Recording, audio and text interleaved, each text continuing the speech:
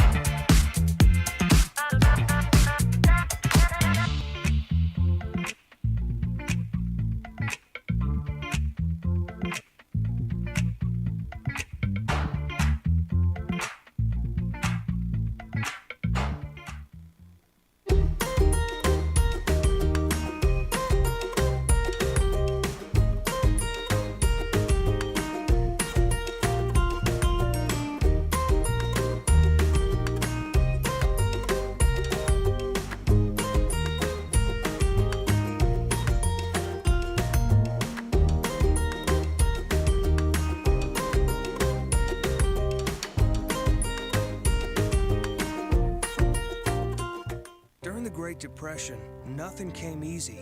But with just 5 cents, an old truck, and a load of hay, John Tyson and his family found a way to deliver quality chicken to other hardworking people.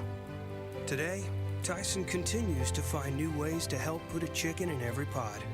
Because people deserve farm-raised chicken of the highest quality.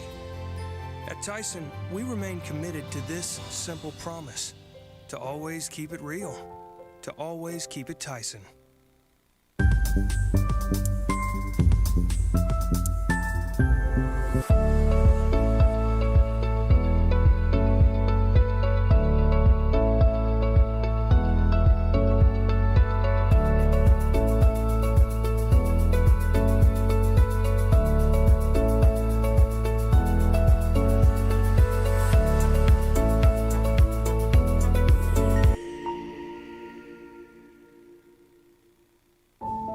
Accidents are never planned.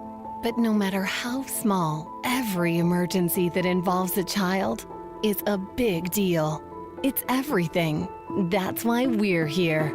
Arkansas Children's Northwest offers the only pediatric emergency room in Northwest Arkansas, with fast access, pediatric experts, and kid-sized care. Peace of mind when you need it most.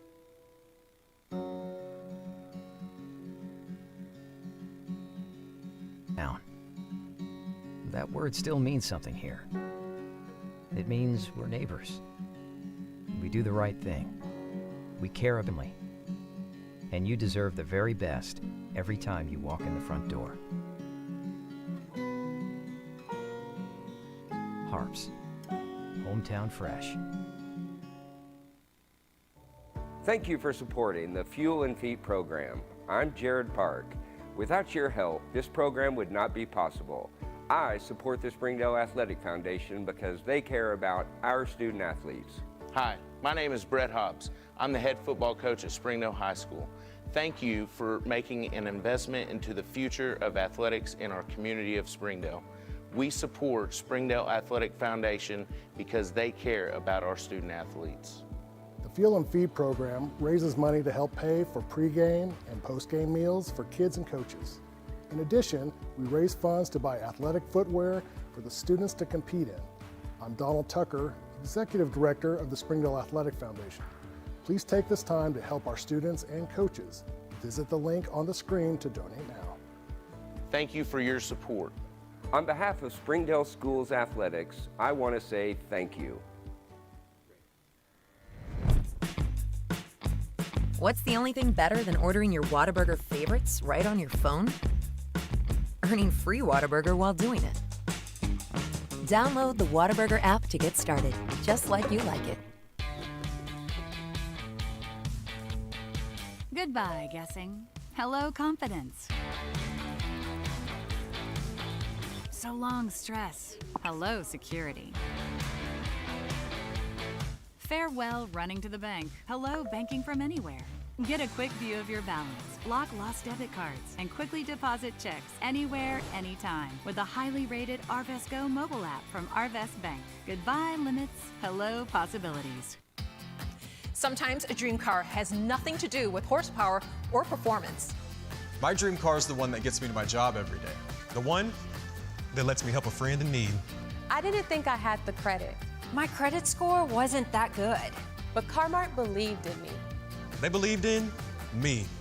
My dream car, a 2016 Nissan Sentra. What's yours?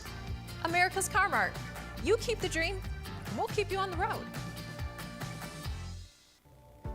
My name is Eric Burnett. I am the Assistant Athletic Director for the Springdale School District.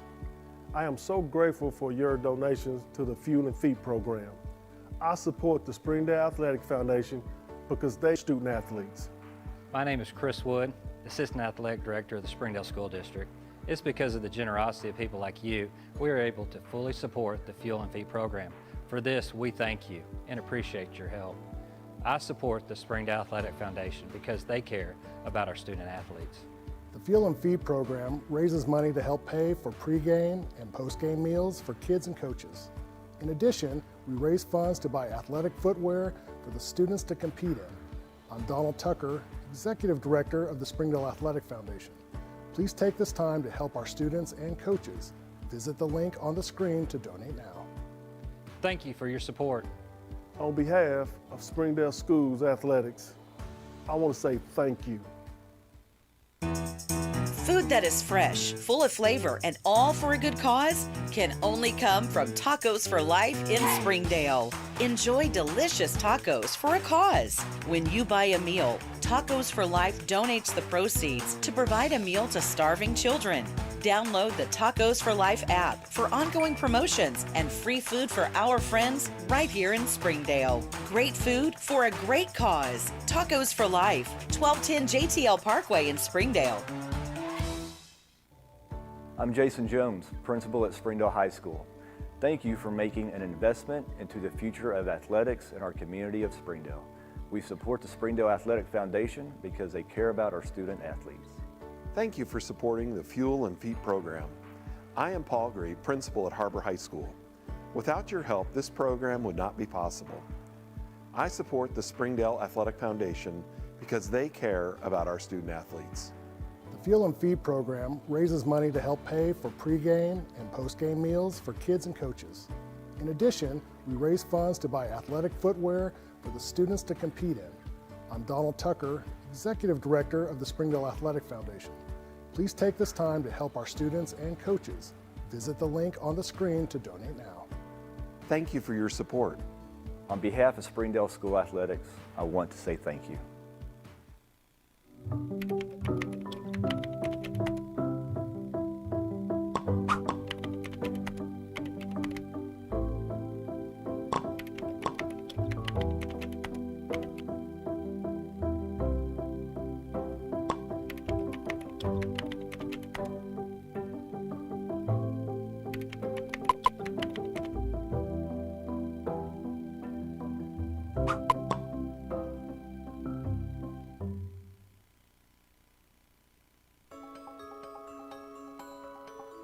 Ozarks Go from Ozark Electric Cooperative is leading the fiber revolution.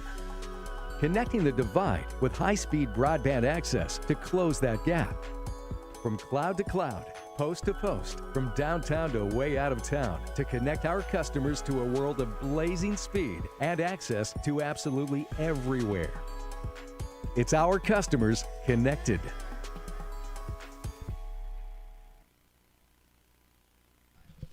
Good evening, everyone, and welcome to Wolverines Stadium on the campus of Bentonville West, as tonight the Har-Ber Wildcats travel north to take on the Bentonville West Wolverines. Once again, the 7A West is starting to take shape, ladies and gentlemen. The two teams playing tonight want to be in the mix of the playoff run starting here in a few weeks.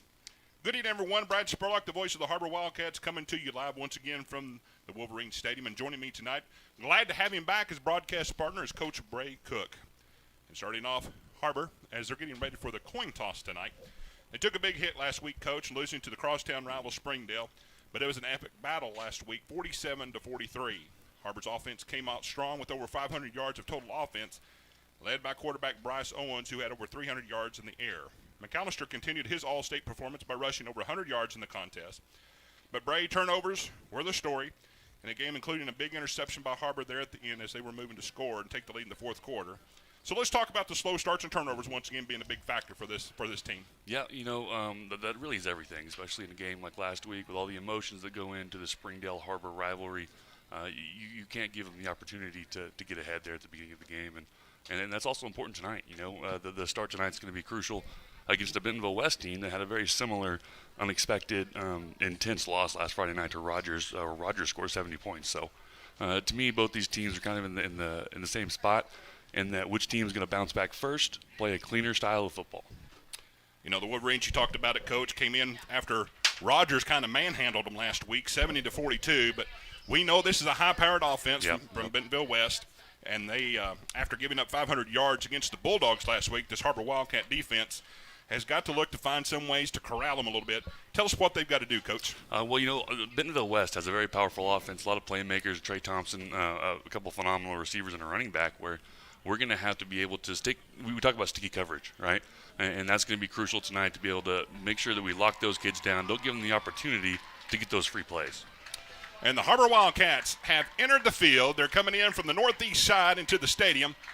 And they are decked out in their all-white travel uniforms, white helmets, looking good. And we're just about set. And now the Bentonville West Wolverines are coming in from the south side into the stadium. And we are getting ready for another 7A contest tonight here at Wolverine Stadium. Coin toss has already been made.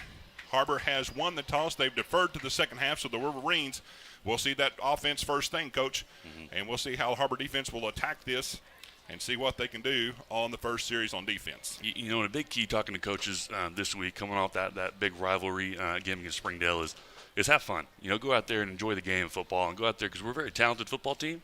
And whenever we're focused and we play clean, we can do a lot of great things. But the key to that is not putting that pressure on yourself to go out there and win. It's about going out there and competing every play, enjoying the experience with your teammates, and that's how those wins start building on each other. So we're getting ready for some football here in the 7A West. So tonight's captains for Har-Ber tonight, number 56, Jax Brady. Number 94 is Carson Gray. And then number 18, Hiram Hayes, are the captains for the Har-Ber Wildcats. Once again, they will be kicking off, and we're atop Wolverine Stadium on the opposite side of the homestand. So what we will be doing tonight, we'll be trying to do our best to let you know which route they are going to be going, left to right. So they are set up here to be kicking left to right to the Wolverines. And Bordy Roland Reynolds will be set off to kick off for the Wildcats.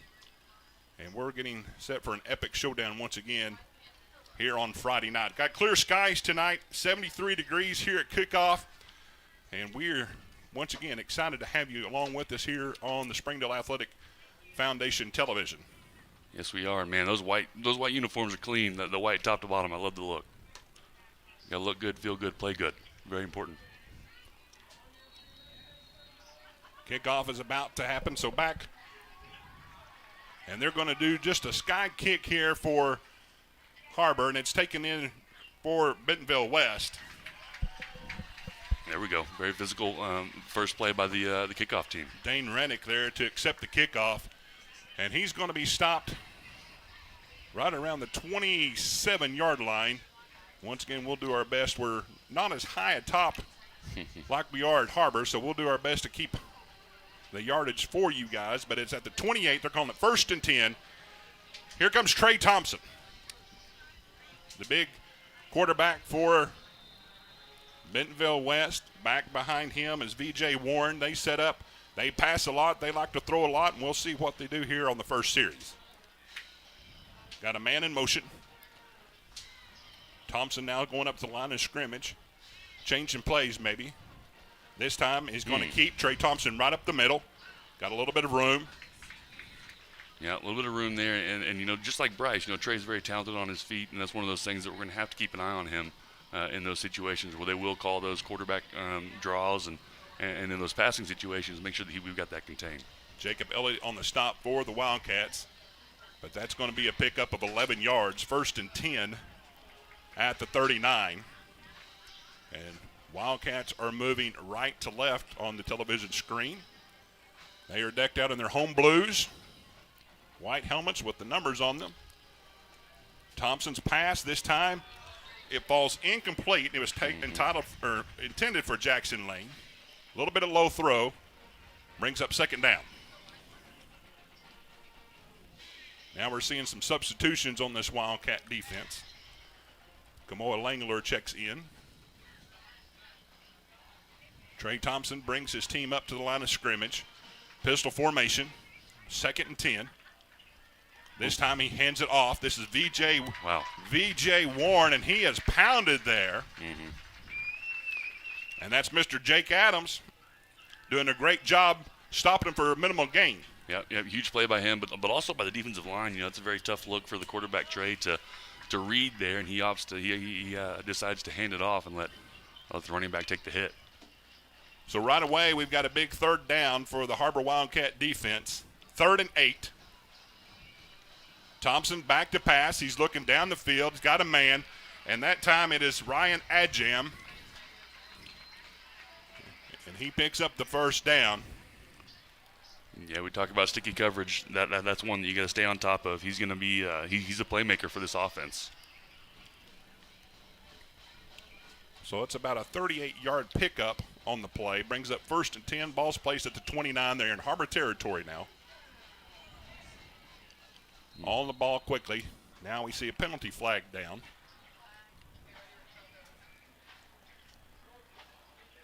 And they've called Har-Ber for encroachment, so they'll get 5 yards on the penalty. So it'll be 1st and 5 for this Wolverine offense. A little opening drive jitters maybe. We'll get those out of our system. Play some ball. 1st and 5. Thompson in the backfield. This time he hands it off to V.J. Warren. Got a little bit of room. He's going around the left side, and he scores out from 24 yards to Wolverine touchdown, and they take an early 6-0 lead on the Wildcats.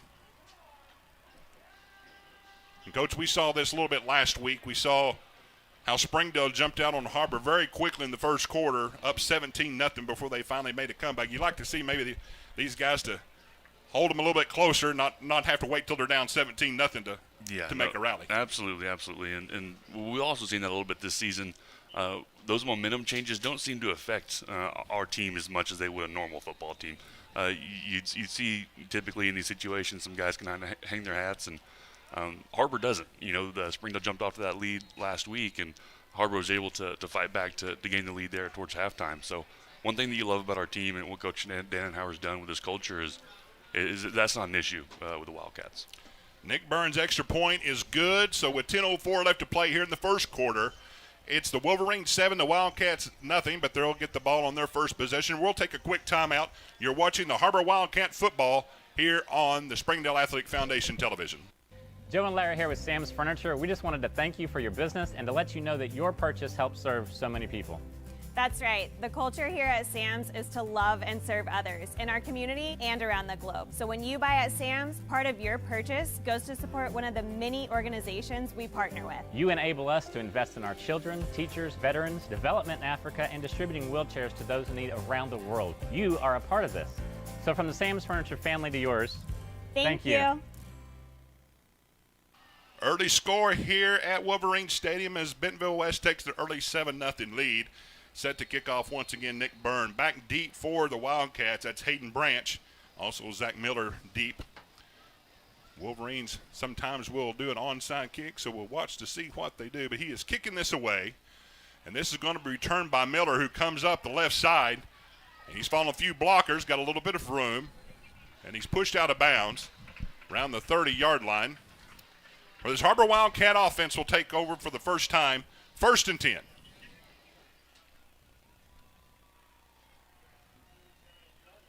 As we see them coming to the line of scrimmage, just to make note, Bryce Owens is in for quarterback. He got hurt late against Springdale, had to come out. Noah Bowling came in to finish off the game, did a great job. But here we see Bryce Owens starting for the Wildcats. They come out in a quad set to the near side to us, and it's going to be a quarterback keep. Around left side, waits for his blockers, and now he picks up a few yards. So we'll probably call it 2nd and 8. But kind of spreading them out there, coach, to see what they can do, and then do the quarterback draw. Yep, yeah, interesting formation to start out there with no running back in the formation, and I'd like to see what coaches kind of cook up there on the sideline. So we'll call it 3. Ball's placed at the 32-yard line, 2nd and 7. Empty backfield again. Owens calls for the ball. He rolls out now to the right side, looking. He's got a man chasing him. He's looking around, throws it downfield. Falls incomplete, and that was intended for Trayson Wright, just out of the outstretched arms of him. So it'll be third down and 7 for the Wildcats. Yep, we'd love to see us put it on the quarterback, get him out of the pocket, give some different looks, some different surfaces for this defense to adjust to, and hopefully get this thing rolling quick, because that's one thing that we need to get rolling tonight is this offense. Big 3rd down here for the Wildcat offense, 3rd and 7. Once again, we're seeing empty backfield. 4 receivers, 3 to the near side. Gilder in the slot formation.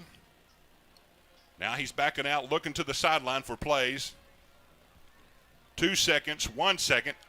We'll see if he gets the play off. I don't think the clock was running down. Play clock was running down. And so they're going to take a timeout.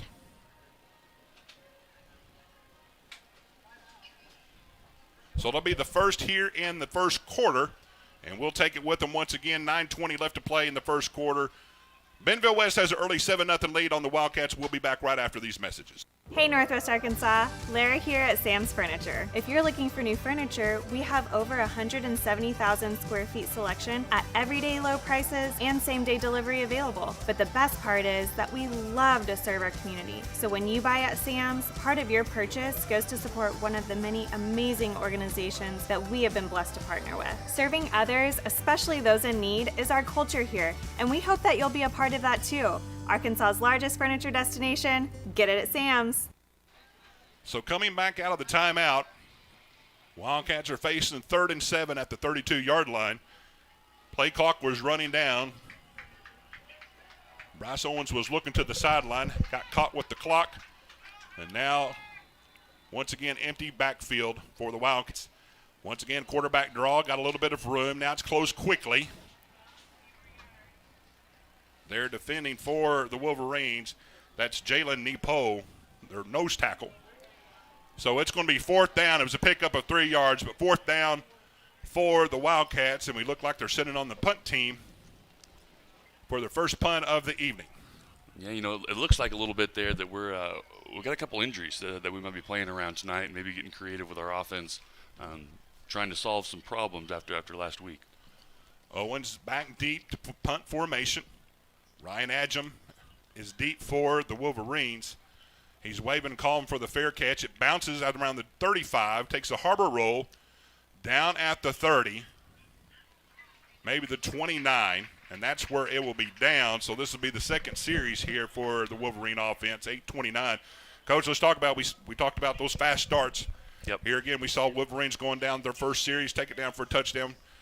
Kind of talk to the defense. Maybe what do we see the defense want to try to do here on this series? Well, you know, one of the things that you do talk about that does involve these fast starts is rolling with the punches. And when you're the away team after a game like last week, you really have to come in and play the game sound and kind of see the wrinkles and the adjustments that this Bentonville West team is making, both offense, defense, special teams, roll with those punches, and then be able to react. So the biggest key here is just play sound defense, and as we kind of understand what they're trying to accomplish, then we'll get more aggressive in our play calling and what we're able to do on the field. Thompson hands it off to V.J. Warren.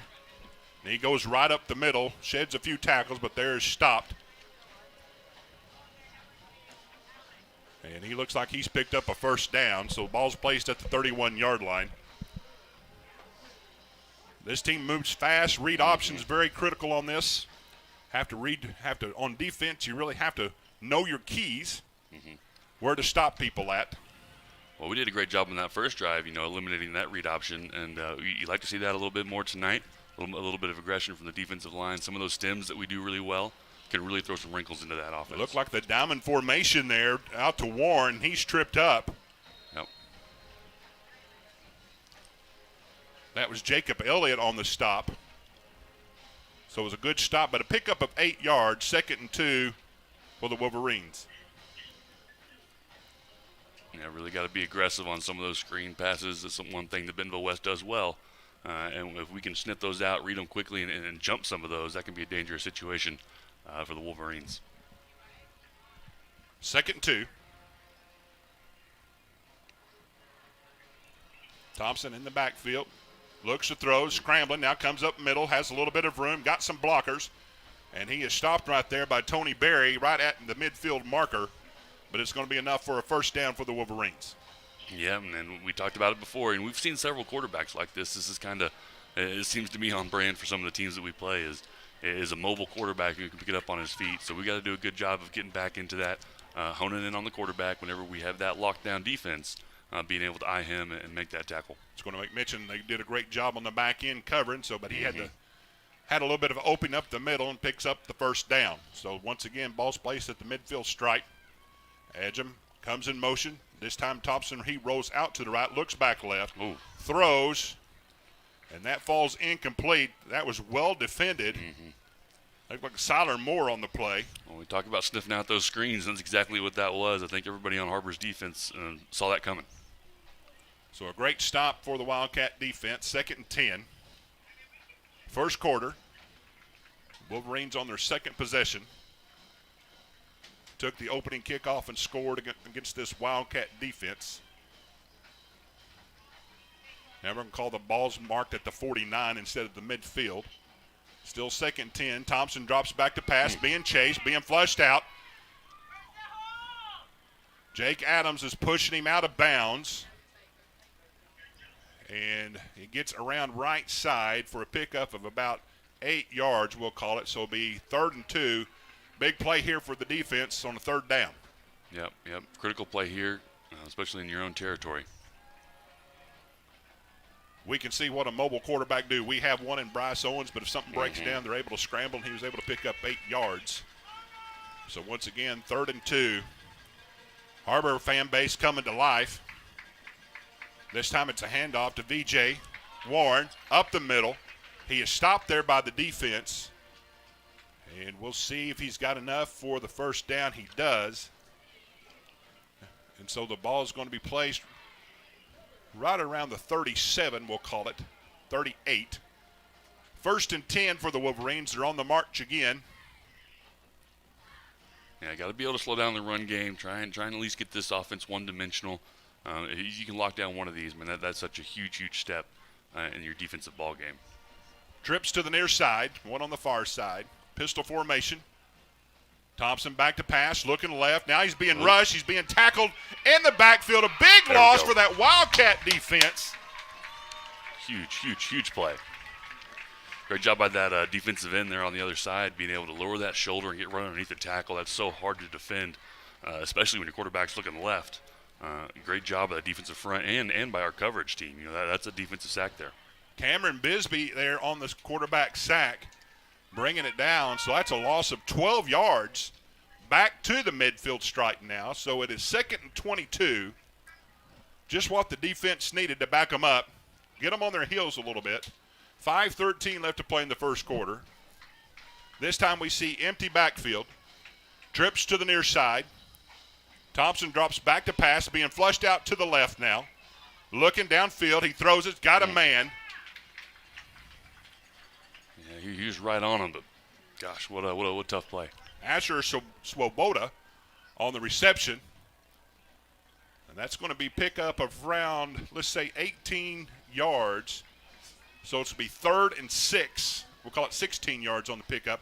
3rd and 6. Big down once again for this Wildcat defense as they're trying to hold the Wolverines to this stop and get the ball back. Well, you've done a great job on this series, putting yourself in position.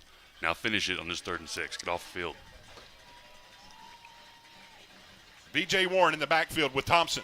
Thompson this time keeps it around right side. Got a little bit of room.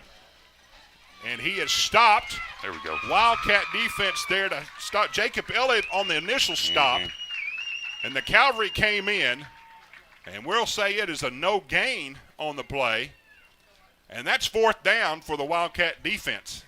Great job. Man, that's one thing that we've seen all year is this defense hustling to the ball, and we see it there on a huge critical 3rd down. Unfortunately, we are in that 4-down territory, and it looks like that Coach Pratt might elect to try and convert. Coach Pratt, only coach the Wolverines have had since 2015. This team is 4-2 overall, 2-1 in conference, looking maybe to pick up another win. We got a Wildcat coming off the field. Swoboda in motion. They're in the Wildcat formation. Clock. So another timeout by Har-Ber. That's the second one. Let's take note of that. That's the second one here in the first half. We'll take it with them. We've got 3:30 left to play here in the first quarter. The Wolverines are still leading 7-0 over the Wildcats. We'll be back right after these messages. Goodbye, paperwork. Hello, convenience. Farewell, waiting. Hello, personal service.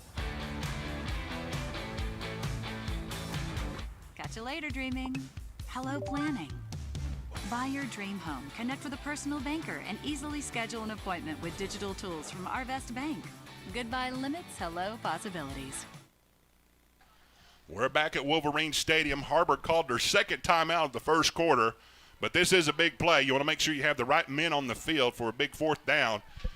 And the Wolverines are coming back out. Now, they lined up in the Wildcat formation out of that initial set, but as they come out of timeout, we see Thompson back in the backfield again. B.J. Warren to his left. He drops back to pass. He's looking. He throws it over the middle. And that is broken up by the Wildcat defense. Great job on the back end by those defensive back. Grayson Daspit back there. Also, we see Kenan Doss back there breaking it up. Big turnover, 1st and 10, so the Wildcat offense will come back on the field. That is a huge turnover. On 4th down, tossing the ball up like that against some really good receivers. And great job by our defensive backfield and being able to make that play. And what a huge momentum shift. So the Wildcats will come back in for their second possession. And we will let you know at the end of the game. Now, we do not see Reed McAllister on the field.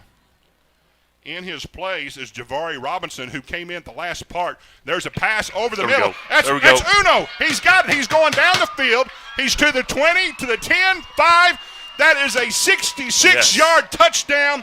Bryce Owens to Hayden Branch, who calls Uno, and he just picked him apart for the Har-Ber score. What a beautiful, beautiful design play. That receiver is able to take that inside slant, catch a great pass, and stay on his feet. Almost got tripped up there with a little bit of contact. And, man, at that point, it's just a field race, and we find the end zone.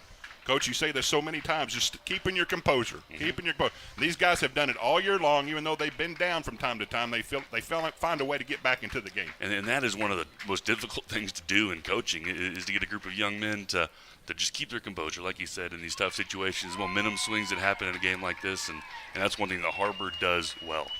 Bordy Roland Reynolds adds the extra point. We've got a tie score. 3:15 left to play in the first quarter. We'll take a timeout. You're watching the Har-Ber Wildcats on the Springdale Athletic Foundation television.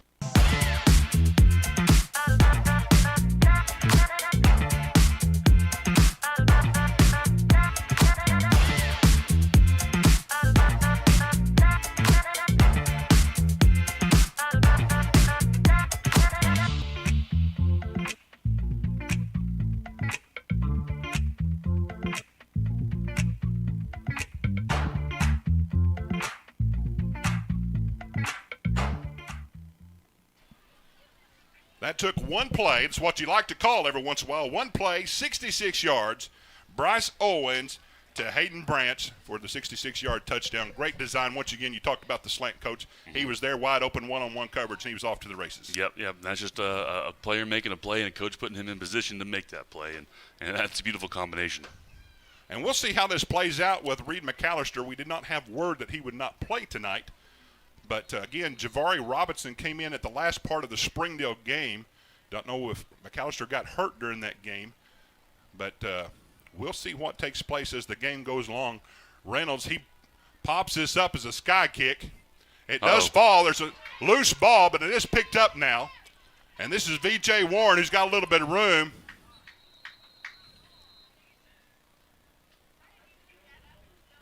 And he's pushed out of bounds. So we've got a tie score, 3:09 left to play in the first quarter. So we saw a great stand by the defense last time. We're looking for another great stand and see what this defense can do as Bentonville West comes back on the field. Yeah, they come on the field with decent field position, man. Those special teams, they make you nervous. You know, you have the ball there on the ground, and when that happens, you know, really anything could happen. And then in that situation, you got to stay in your coverage lanes, which we managed to get back on top of. Thompson calls for the ball, hands off to VJ this time. Got a little bit of room, just burst up the middle, shedding tackles. And that time is stopped by Bisbee. But a nice pickup for the Wolverines on their first play. Pickup of, we'll call 12 yards, but it's 1st and 10 on the other side of the Wildcat 50-yard line. Yeah, big pickup there for them. But also those 2 missed tackles for the Wildcats. And that's one of those things that we've got to continue to clean up, got to continue to wrap our arms, drive our feet, bite the ball. Do those fundamentals that are really important in a game like this. 1st and 10. He pulls it out this time. He's being chased. Adams is after him. He throws it into the ground. That was intended for Ryan Adjum, who's their leading receiver, and it falls incomplete. That was a good start there by Adams, chasing him down, but initially was run down by Kayshawn Holder. Yeah, yes, he was, and you know, kudos to our back end tonight. You know, we've made some big time plays back there, and right there's a huge one on a first down where he's rolling out to be able to stick on those receivers. We've seen a couple of those situations so far tonight. So brings up 2nd and 10. Ball's placed on the near hash, 47-yard line of Har-Ber. 2nd and 10. Exciting first quarter so far. Got a ball game. Thompson drops back to pass, looks left, he throws. This time it is complete. And that is Will Davis on the catch. He's just short of the first down. He picks up, we'll call it 9. 3rd and 1. We'll see if the defense can muster up something here to get another stop. Big 3rd down. Yep, big stop right here. V.J. Warren in the backfield with Thompson. To his right, going to hand off to Warren. He goes right up the middle. Got a little bit of room. Makes one man miss. That was Dashbit lunging at him. And then he's brought down by Jake Adams on the back end. Big first down for the Wolverines. Yeah, yes it was. But then, like again, right there, we had the defensive end on the read there, and had him by the shoestrings, but let him slip. 1st and 10, ball's now placed in the middle of the field. We're at the 21-yard line, just almost in the red zone. We got a trip bunch formation, and now we've got a penalty flag down on the near side. And they got the Wolverines going too early, so it's going to back them up 5 yards. Be 1st and 15. The ball's going to be placed at the 26-yard line. Now they've got it marked off correctly. Clock's winding. A little over 2 minutes left to play in the first quarter. Anybody watch a 7A West football, this is kind of expected to go back and forth like this. So great start for this ball game. Yeah, we talked about both these teams kind of bouncing back after last week. Yes. It looks like they both are. Competitive atmosphere tonight. Thompson trying to set up that screen. That is Asher Swoboda. And he picks up a little bit of that penalty yardage back. We'll call it a pickup of 4. 2nd and 11. Great stop there on that screen by the Wildcat defense.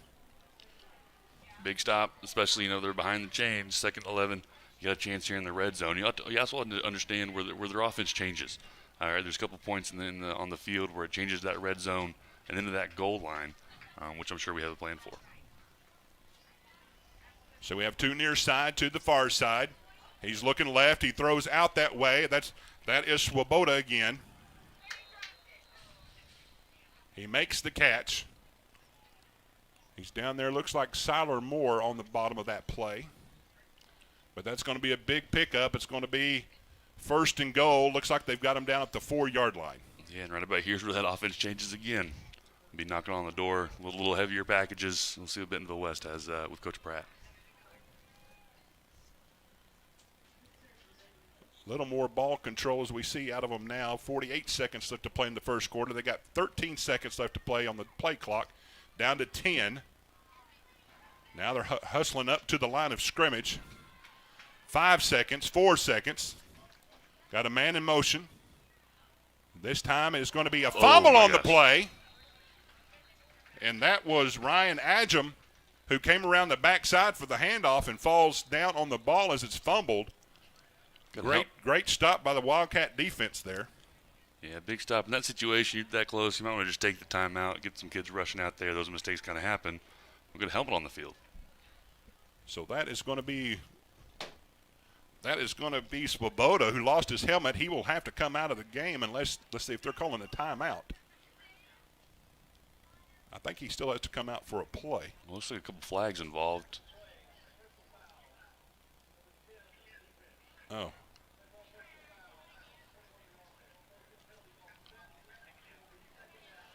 So we had offsetting personal fouls against each team, so the play will stand. It's going to be a loss on the play, so it's going to be second and goal. Looks around the 4-yard line, 5-yard line we'll call it. So once again, offsetting penalties. Now they're calling it the 8. So once again, we're high above the stadium here, a little different angle. So they call it the 8-yard line, so second goal. So it was a loss of 4 yards. Second down. Adjum, once again in motion, is going to try this again. This time, Thompson fakes it, pulls it. He's got a man in the middle, and that is complete touchdown for Swoboda, who just lost his helmet. But that's going to be a touchdown here for the Wolverines. Yeah, good play design. Look, we had every other receiver covered. One slipped through there on the back end, and just dumped it right in the middle. Same play call looked like it. Adjum just come around. This time he pulled it. Trey Thompson pulled it out and got it in there for an 8-yard touchdown pass. And now we've got Nick Byrne in for the extra point for the Wolverines. We've seen that a little bit tonight, moving the pocket around. So they obviously want to get Trey out in the open, maybe give him the opportunity to run on his feet. And for the most part, and knock on wood, we've done a great job in coverage. One slip through the cracks for that touchdown. So his kick is up, and it is good. And we've got a 14-7 ball game. Wolverines over the Wildcats. We got 22 seconds left to play in the first quarter. We'll take another timeout. You're watching the Har-Ber Wildcats here on the Springdale Athletic Foundation Television Network.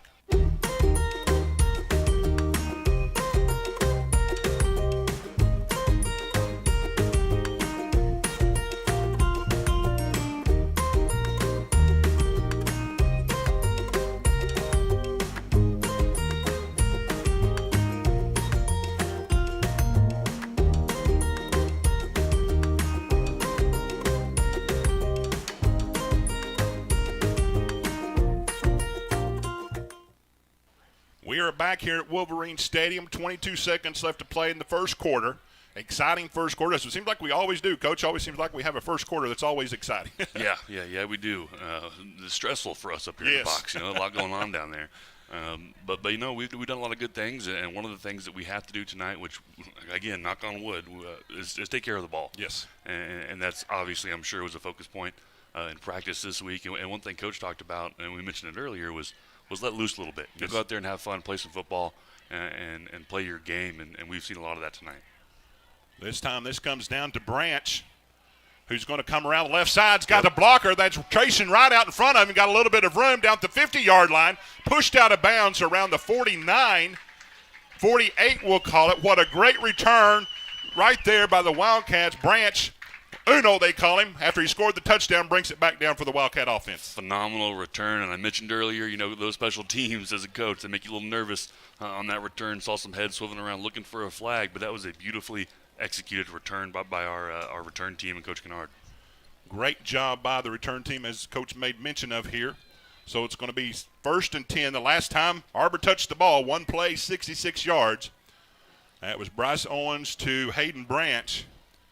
Now they're coming back once again. Robinson in the backfield. We do not see Reed McAllister out there tonight in street clothes.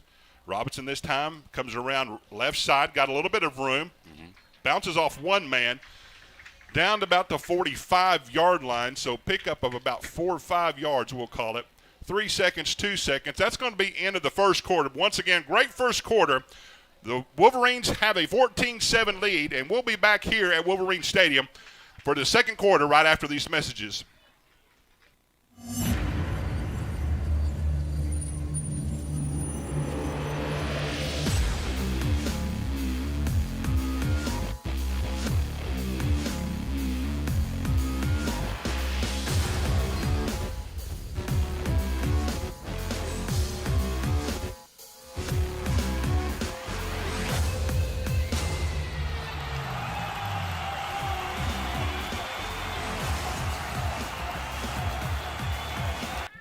As we start the second quarter here at Wolverine Stadium, what a great crowd here that's traveled up north from Springdale to watch these Wildcats play. They brought the band. Everybody's sounding good. Great night of football. Temperature, once again, around 73 degrees. Perfect night for football, and we're about ready to start the second quarter. Wildcats now will be moving from right to left on your television screen. And they've got their offense packed, ready to go up to the line of scrimmage. Owens in that pistol formation. Robinson in the backfield with him. This time, handoff once again. This has been their bread and butter, leaning on that offensive line a little bit. Pickup of a couple yards. Going to be a couple yards short. So it's going to be 3rd and 2 for the Wildcat offense. Let's see what this flag has to say. Not sure if it's us or them. It's on the turf. So we do have a penalty flag down. All right. Works in Har-Ber's favor that time. Face mask against the Wolverines, so that will be marked off. And I don't know if they're marking that. I thought they said personal foul, so that should be 15 yards. Now they're counting it off the right way. You keep on walking. And it's going to be put down at the 29-yard line here to the near hash that we are facing. They're on that ball pretty quick as they do after first downs, and so Bryce Owen brings them up to the line of scrimmage, empty backfield. He looks left, and the ball is batted up in the air my gosh. and knocked down. Lucky play there for that Wildcat offense, getting that ball knocked down, but defense taught to get their hands up in there, and we saw what we saw. Yeah, well, that was almost a nightmare scenario. It looked to me like that was batted down and almost caught by one of the defenders. Very, very lucky to get out of that one. 2 or 3 times that rolled around, looked like on the shoulder pad or helmet, and able to knock it down. So incomplete pass is what it amounts to, and now it's 2nd and 10. Now, we've seen this in the past. Now they're breaking that, breaking that set. Robinson in the backfield. Excuse me, that's Wilson. Oh, and this time he throws. That was intended for Guerrero Graham, and that falls incomplete. Man, I'd love to see the shift out of our offense. That's fun to see. Coach Calcagni dialing it up a little bit. When you give them one surface in high school and you bounce around and give them a completely different, very difficult for them to adjust, and we almost had a play there. We get that pass caught, and we have a shot. 3rd down and 10, 29-yard line. Wilson in the backfield this time with Bryce Owens. In the pistol formation, Owens is changing the play. This time he hands it off to Wilson. Got a little bit of room right up the middle, making a man miss. And he's still on his feet, and he's brought down around the 10-yard line. Great play right up the middle for Aaron Wilson. Great run, but great job by the offensive line. The hole was there on the right side. It looked like some bodies there defensively on the turf. They're getting back on the ball very quickly. This time Owens takes it up the field around the 5-yard line, so it was 1st and goal. Now it's 2nd and down. But you're right, Coach. What a great push by the offensive line. Open up some holes there. Open up the holes, and man, our running back tonight is running very, very, very hard. That's fun to see that when the one steps out and is on the sideline, our 2 jumps in and is hitting that hole at 100 miles an hour. Aaron Wilson in the backfield once again with Owens. 2nd down and goal. This time he hands it off to Wilson, comes around right side, gets up ahead of steam. Stopped initially, but then is brought down, kept moving his feet, and he's around down about the 2-yard line. Big third down. They're calling it to 1. 3rd and goal at the 1-yard line. Big down here for the Wildcat offense. This is a huge down for our offense, but there was a huge hit by Jack Gilder. Looks like the defender is still on the ground, actually. Yeah, they're going to call an injury timeout. Came across the formation, kicks out that defensive end who I don't think saw him coming. And, man, that is a dangerous thing not to have your eyes on. Huge explosive play there. So we've got an injury timeout. 10:39 left to play here in the first half. We'll take it with them. And we may cut back pretty quick, but we'll take a quick timeout. You're listening to the Har-Ber Wildcats, watching the Har-Ber Wildcats here on the Springdale Athletic Foundation Network. During the Great Depression, nothing came easy. But with just 5 cents, an old truck, and a load of hay, John Tyson and his family found a way to deliver quality chicken to other hardworking people. Today, Tyson continues to find new ways to help put a chicken in every pot. Because people deserve farm-raised chicken of the highest quality. At Tyson, we remain committed to this simple promise: to always keep it real, to always keep it Tyson. So coming back from break, that looked like it was Ronan Cryer. He's one of their defensive tackles. Got popped pretty good by Gilder, and he's out of the game right now. 3rd down, we're probably going to see a 4-down territory here. This time Owens takes up the middle. We're seeing a push, a scrum in the middle. We'll see, and they are calling him down just inside the 1. So it's going to be 4th down now, Coach. Yeah, 4th down. You buy a blocker there when you have your running back lead you into the hole, and looks like we just got kind of caught up in the scrum. But I think we're going to try and hit this thing. Oh, never mind. They gave us the 1st down. So they did give us 1st down. My apologies on the down marker there, but. Saw Gibson Green come in, extra tight end, so they're bringing some beef in here on 1st and goal. He's going to throw, throw. Now he's taken down in the backfield. Oh, and he throws it, and it is caught. What a play. Yeah, we have some flags on that one. They may have called him down, but I don't know. That was Jackson Hammondtree in the back of the end zone. We're going to have some linemen downfield, I think. So let's see what they call here. Well, it was great improvising for him. I mean, we are on the 1-yard line. Yeah. I don't know how you get 3 yards downfield. They are calling ineligible man downfield. Har-Ber crowd does not like it. I don't think I like it either. I don't know what the ruling would be there. You're on the 1-yard line. It looked like they were in that scrum. Is that just a judgment call at that point? They do have these linesmen, and they watch to see if those guys go downfield. I don't know if it's a 5-yard cushion they usually have, 3-yard cushion. Yeah, usually that 3 yards is kind of the sweet spot, and that's even pushing it. Especially if you're a defensive coach, you get fired up when you see those linemen a couple yards downfield. Hammondtree, I don't know how Hammondtree reported. He may have been one of the. Sure. But anyway, all said and done, it's going to be 1st and goal again at the 6. And this time, he was pushed in the back by Jalen Neepo and did not go anywhere. Don't know if he picked up anything, maybe lost a yard. Yeah, it's frustrating call right there. I think you can feel the momentum a little bit. Yeah. You got to be able to respond on this big 2nd down. Take your time, calm down a little bit. Still got plenty of time. Got plenty of downs. 2nd and goal at the 7. Once again, they've got the big formation in there. Sandoval, right.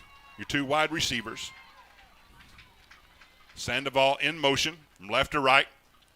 This time Owens drops back to pass. He's being rushed up the middle, and he's being stopped. He gets down to the 5, maybe the 4.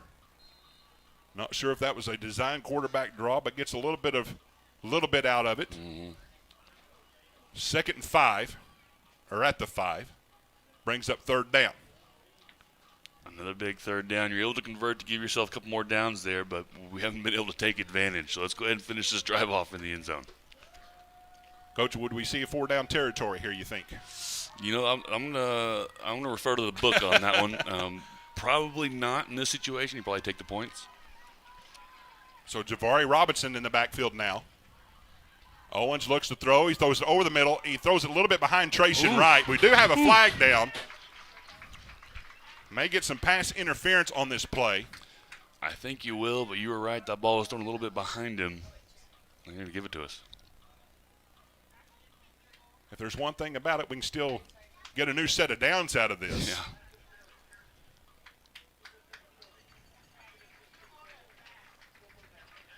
So it brings up 1st and goal. Or did they call it remain 3rd and goal? Sound like 3rd down. I may not be a rules expert, but I would think that would be an automatic first down. It happened in the end zone. But needless to say, they've got the down marker. The scoreboard all says 3rd and goal. They call it the 3. And this time, Bryce Owens going to take it, bulls it in.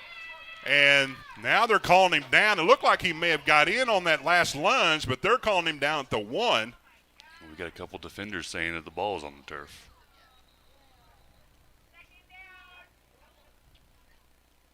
So now we look again. Now they're calling 4th down.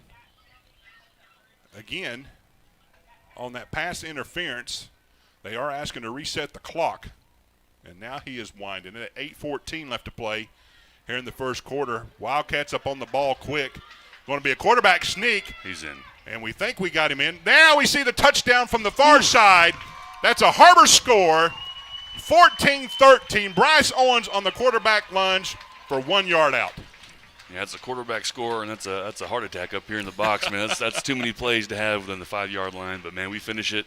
Great job there with the big bodies up front. One thing I was going to say, Coach, but then you start leaning on these guys a little bit more. A lot of runs, a lot of power of football. Maybe takes a little toll on them here maybe later in the game. Oh, it definitely does, and that's kind of, our brand.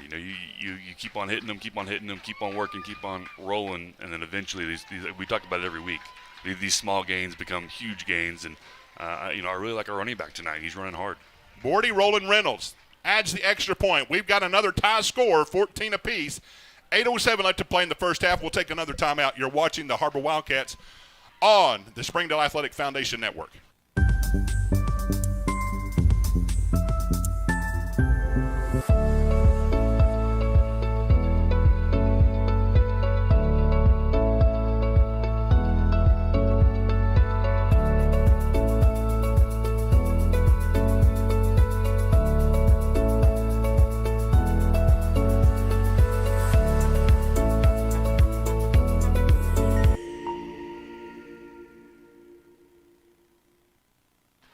We are back here at Wolverines Stadium. Tie score 14 apiece, 8:07 left to play. And we've seen Reynolds do these little sky kicks here in the last few plays or few kickoffs. They were able to, the Wolverines were able to run one back against Springdale a couple of weeks ago. So we're trying to keep it away from some of these speedsters in the backfield. They do it again. And this time the Wildcats are all over him at the 35-yard line. Yep, and that's such a pivotal point in the game and something you really focus on. If there's a chance, if they've shown a lot of success in that area, be safe. You'll take a couple yards on each one of these starting possessions versus an explosive play like a kick return. Jackson Lane for the Wolverines picks up that sky kick, brings it down to 35. 1st and 10. Great ball game we have in 7A West. One of these teams looking to bolster their resume for playoffs. This time it's a handoff. Stopped in the backfield, and I mean he was swallowed up. Yeah, we're rushing 3 in that defensive front, and when you can get a stop like that with 3-man rush. That's Devin Robertson in the backfield. He took the blockers with him. Yes, he did. Look, he took all 5 offensive linemen. Great stop by Robinson there. That's going to be a pickup of 1, 2nd and 9. That time Adjum, he decided to go a little bit early, and they caught him. Okay. Man, two plays like that in a row can have huge impact on a game. When that momentum starts to shift a little bit, we'll see how Pratt responds. So that's going to be 5 yards, 2nd and 14. Ball's placed at the 31 to the near hash. On our side of the field, I will say. Thompson in the backfield. 2nd and 14, looks right now, looks left, comes right. Oh my gosh. He's pushed out of bounds, and now he throws it, almost intercepted. That's a great rush by the defense. Jake Adams there almost picks the ball off, so a big 3rd down, Coach. Huge 3rd down coming up, and man, what a momentum shift. We talked about, defensive stop there, the line. We have a false start penalty, and then a play like that. Man, that brings some juice. See some of the starters coming back in. Kayshawn Holder, Andy Barbosa. Big 3rd down and 14 for the Wildcat defense. The defenders are locking them down. Look out for that for that screen. Now they've got a man downfield, and it's going to be overthrown. That was intended for Jackson Lane, but back there deep was Will Croft for the defense for Har-Ber, and a big stop for the Wildcat defense. What a stop, and man, what a great play design there by Bentonville West. He fakes the screen. You've always got to worry about the quarterback running around, and he tries to hit us deep, overthrows him a little bit, but we were in coverage right on top of him. Great job defensively. Huge stop for the Wildcats. So just like what we had with Bryce Owens, Trey Thompson is the punter. Zach Miller deep for the Wildcats. Calls for a fair catch, and he secures it there at the 37-yard line. So it's going to be 1st and 10 there. 7:06 left to play in the first half. Let's take another quick timeout. You're watching the Har-Ber Wildcats, and we'll be back right after the messages. Accidents are never planned. But no matter how small, every emergency that involves a child is a big deal. It's everything. That's why we're here. Arkansas Children's Northwest offers the only pediatric emergency room in Northwest Arkansas. Owens brings his team back on the field. This time he fakes the run. He's going to throw it out, looks like to Trayson Wright, to that right side. And the Wolverines had that one sniffed out a little bit. So that is going to be a pickup of 1. Not much on the play, but 2nd and 9. But new little wrinkle as he faked the run around side and threw it out to Wright. Yeah, trying to spread the ball around a little bit. Whenever your starting running back is out, it does change the way you at least look at the field a little bit. But like I said, we have weapons out there tonight. Wright had a big game against Springdale last week. 7 catches, 130 yards. Now Owens, and he finds him. There's Wright, the man we just talked about, right over the middle, and he's upended that time by the Wolverines. There we go. And that's Gavin Cross, but there's a first down. They're up on the ball in a hurry. And this time Wright is in motion. They're going to hand it off. That's Jack Gilder in the backfield. Once again, we see the wrinkles coming out with the coach here. Cal Cagney doing a great job on the mix of plays. Yeah, mixing it up, giving us some new surfaces, some new things for a defense to look at. Really trying to take that ball game out of that defensive coordinator's hand and force these high school students to make those adjustments. So that's a pickup of 6 yards for Gilder, 2nd and 4. Ball's placed at the 38-yard line. They're in Wolverine territory. Owens has a bad snap, now just trying to recover, trying to get what he can. He's going to lose some yardage on the play, a couple of yards maybe. Yeah, great recovery. That can be a dangerous situation quickly, and he would at least get back on track. So we've got a 3rd down and 6. Graham checking in. Gibson Green checked out as the tight end. Possible throwing down here for the Wildcats. 3rd and 6. Empty backfield. 2 to the near, 2 to the top. And now it's going to be a quarterback draw right up the middle. He's got a little bit of room outside the right side, and he's picked up, but I think he's got enough for a first down. Yep. Great run by Bryce Owen, a pickup of 7 yards, brings up first down for the Wildcats. Huge conversion, and players make plays, and he had an opening, and he took it. Aaron Wilson now checking in at the running back spot. Good control running right now, good game plan right now by the Wildcat offense, taking time off the clock, 4:44 left to play here in the first half. Owens now looks to the left. He throws out right, to right. And they are calling it a catch. Wright had to come back for that a little bit, but a great job adjusting and making the catch. Yeah, great job by Wright. Man, he's had a couple plays tonight that have looked pretty impressive. Huge play there, almost close enough for the conversion. Brings up a short second down. You feel like Owens is probably getting a little bit of a rhythm here, getting comfortable. Yeah, and that's so important at quarterback with your receivers getting on the same page. And when they're clicking, it's dangerous. Wilson in the backfield. Owens takes it. He hands off to Wilson. He's got a little bit of hole up the middle. Closes quickly. Maybe a yard pickup on the play. Yeah, maybe. I think they're going to call a little short. No, they're not. Well, once again, eyes deceive us in the depth perception we are at. So, yeah, a little curveball for the broadcasting team. They called it first down, so he picked up enough for the first down. Ball's placed. They're calling it the 22. And Coach, we've seen this many times over the year, how they've controlled the last 4 minutes of each half And they're doing a great job right here to see to get another score. Yeah, you're absolutely right. That's very important. You're thinking about that as a coach. You got 3:30 seconds left on the clock. Owens looks out right, throws it to right. Got a little bit of room. See a penalty flag come in late. Got the penalty flag. Coaches are a little fired up on Bentonville West sideline. There's a great pickup by right off. Almost hit the turf. It was, yeah. I wasn't sure if it hit the turf or not. So now we'll see what the penalty's going to be on. Looks like they're backing Har-Ber up. Sometimes on those wide receiver screens, it's hard to let go of your man. I think they got him for holding. Mm-hmm. So it's going to be 10 yards. So now it's going to be first and, well, the clock says, or the board says first and 20. Down on the ground, it looks like first and 12. So there we go. So I was going to say, I think that's a spot foul. So first and 12. Didn't lose too much out of that.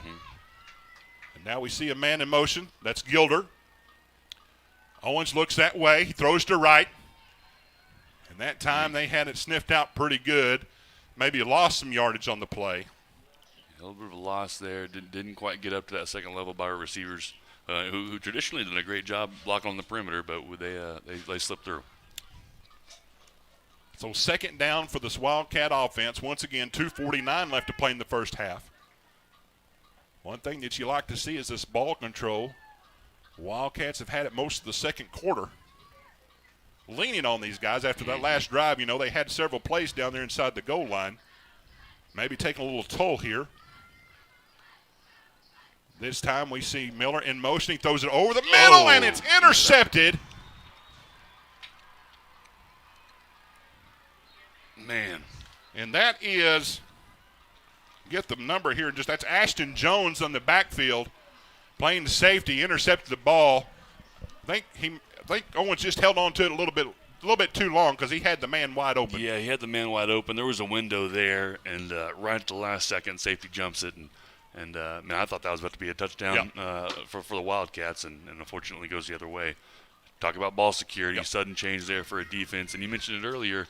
We've been on the field offensively for most of this quarter, so let's see who's able to jump back into life. So change of fortune here for the Wildcats. Now on defense, Thompson back to pass. He looks out this way. That's Swoboda. He's been his main target tonight, and that's going to be a pickup of 8 yards, second down and 2 for the Wolverines. Yeah, second down and 2. Our last outing defensively was a pretty physical one. See if we can keep up that momentum here. And you mentioned the ending the clock before half. We've done a great job of that offensively. Let's see defense do it this week. Time to right the ship here. As another turnovers cost the Wildcats an opportunity, but defense is on to try to make the stop. This time this is going to be a pass out to Jackson Lane, and he's made the completion. So it's going to be first and 10 for the Wolverines. Yeah, it's your traditional 2-minute offense. Give them the ball quickly, get them out of bounds, and try and march down the field. They're executing very well. We've got to be able to stop this momentum. Tony Berry getting instructions from the defensive coaches. Now first and 10. He rolls out to the left. He stopped there for just a moment. Now he continues to roll. Got some room, and he throws it downfield. Overthrows his intended target. That's Adjum. He throws it out of bounds, so it brings up second down for the Wolverines. 1:38 left to play here in the first half. We talked last week about maybe this is what we expected. I don't know if we expected this or not, Coach, but it's turned into a pretty good ball game.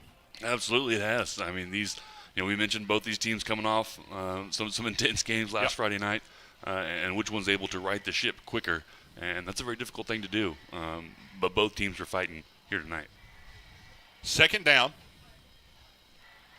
V.J. Warren in the backfield. He's the man in motion. This time Thompson looks that way, throws out to what a hit that was. Yeah, very physical play by Har-Ber defense. That's Jacob Elliott on the play. Great stop there and a no-gainer. So big third down here, Coach. Yeah, that was a quick timeout by Coach Pratt. I think we'll have a couple seconds here to look at what this next play is going to look like. So let's just keep it here for the meantime. We've got 1:32 left to play. We've got a tied score at 14.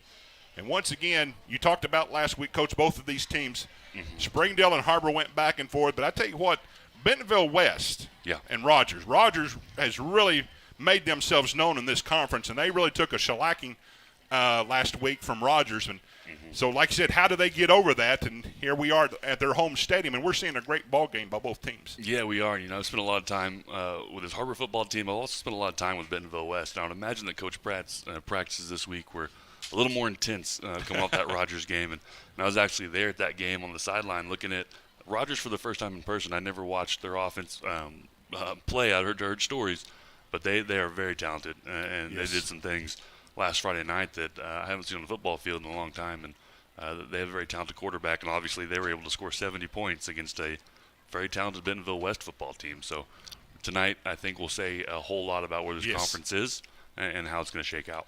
Rogers travels down to Springdale tonight to take on the Bulldogs. We will get Rogers in a couple of weeks at their stadium.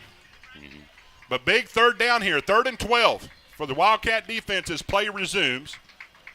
Thompson drops back to pass. He looks. Now he's being chased. He corrals. Now gets out under it, and now he's got a man and overthrows him. Andy Barbosa had him in his hands for just a moment. He's escaped. But then there is an overthrow, and it brings up 4th down. Goodness gracious, that receiver was open there for about 5 seconds. He had all the space in the world. Not sure what happened on our end backside there, but lucky break there, and great job by our defensive front tracking down that Trey Thompson. So brings up 4th down. Trey Thompson is the punter once again. Zach Miller deep for the Wildcats. They're calling out plays. 1:25 left to play here in the first half. The snap's back. He does get the punt off.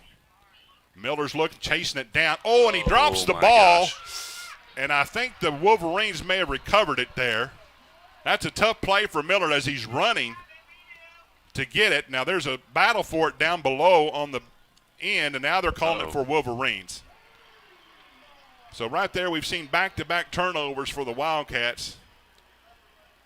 Yeah, that is devastating sometimes. That's gonna be a worst-case scenario there for the Wildcats to be able to give them back the football in such great field position with 1:17 left. They got a lot of time and a little bit of field. Gonna be crucial for our defense to stand up right here. So the Wolverines get another shot at it with 1:17, as Coach made mention of here. Ball's placed at the 25-yard line of Har-Ber. 1st and 10. Har-Ber trying to stop this drive. This time it is V.J. Warren. Well, he's picking a few holes. And there he stopped by, Kenan Teff on the play. Yeah, plenty of penetration there. When we really get upfield on the defensive line, we got to be able to wrap up and make that stop. Big stand there for the first play here in this final drive. Pick up a 4, 2nd down and 6. Coach, this is where we saw the timeouts maybe come in a little bit better play because we used 2. So, but they're trying to let this clock run out. 50 seconds. This time Warren's in motion. He looks that way. He throws it over the middle. Falls incomplete, and that was intended for Swoboda. Yeah, Bentonville West does a great job at executing these screens, and I think our coaches have honed in on that because our defensive linemen, the second they sniffed that out, done a great job backing up and disrupting their screen game, which is, I think, been crucial for us tonight. Sometimes you like to see this defense. They'll rush the passer, kind of disrupts their timing a little bit, so that does make a big difference. 3rd and 6. Can they hold? Back to pass. He throws out to a man. He's got a man open. And he's out of bounds. The completion was made. That's Swoboda again.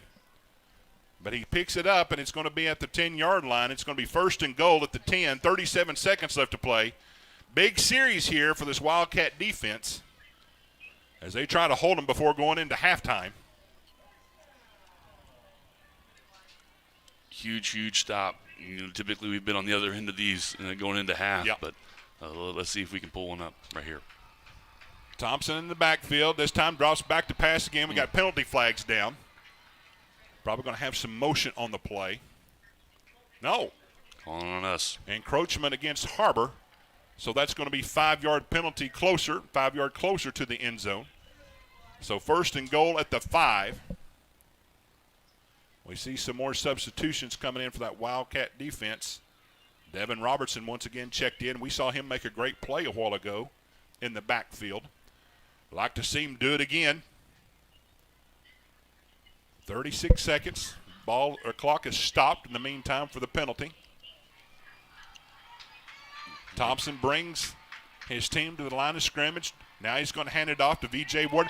Great stop by that defense. Siler Moore, Grayson Daspit in the backfield. Great stop by the defense. Great stop by the defense. These last couple of plays, we've really given them a different surface than we normally do. And I think the play before we got excited and got a little close to the football there. But, man, we really make up for it on that last play, getting upfield with a different front and making a huge tackle behind the line of scrimmage. So it looks like Bentonville West has taken a timeout. That's the first of the half here for them. So we got 30 seconds left to play. And, you talk about big momentum changes. This would be something great if Har-Ber can stop them here going into halftime with a tied score. Oh, there's no doubt. This is not a make-or-break type situation, but going into halftime after a huge stop, after the muffed punt return, or vice versa for Bentonville West to be able to score with 30 seconds left, that does mean a lot for that locker room. So we'll see what they do after they break the huddle out of the timeout. Once again, 30 seconds left to play here on senior night at Bentonville West campus. And a lot of these seniors were introduced before the game. Bentonville West would like to do nothing more than honor their seniors with a great win. Wildcats like to do nothing but disrupt that and make them pay for having senior night on Har-Ber Wildcat night. Exactly. So here we go. Second and goal at the 7. That was a loss of 2 yards on the play. 30 seconds left. Thompson in the backfield. This time he looks back. He rolls right. Oh. Now he's being chased. Gets out of the pocket. He throws it in the end zone. It falls incomplete. God, what a stressful play.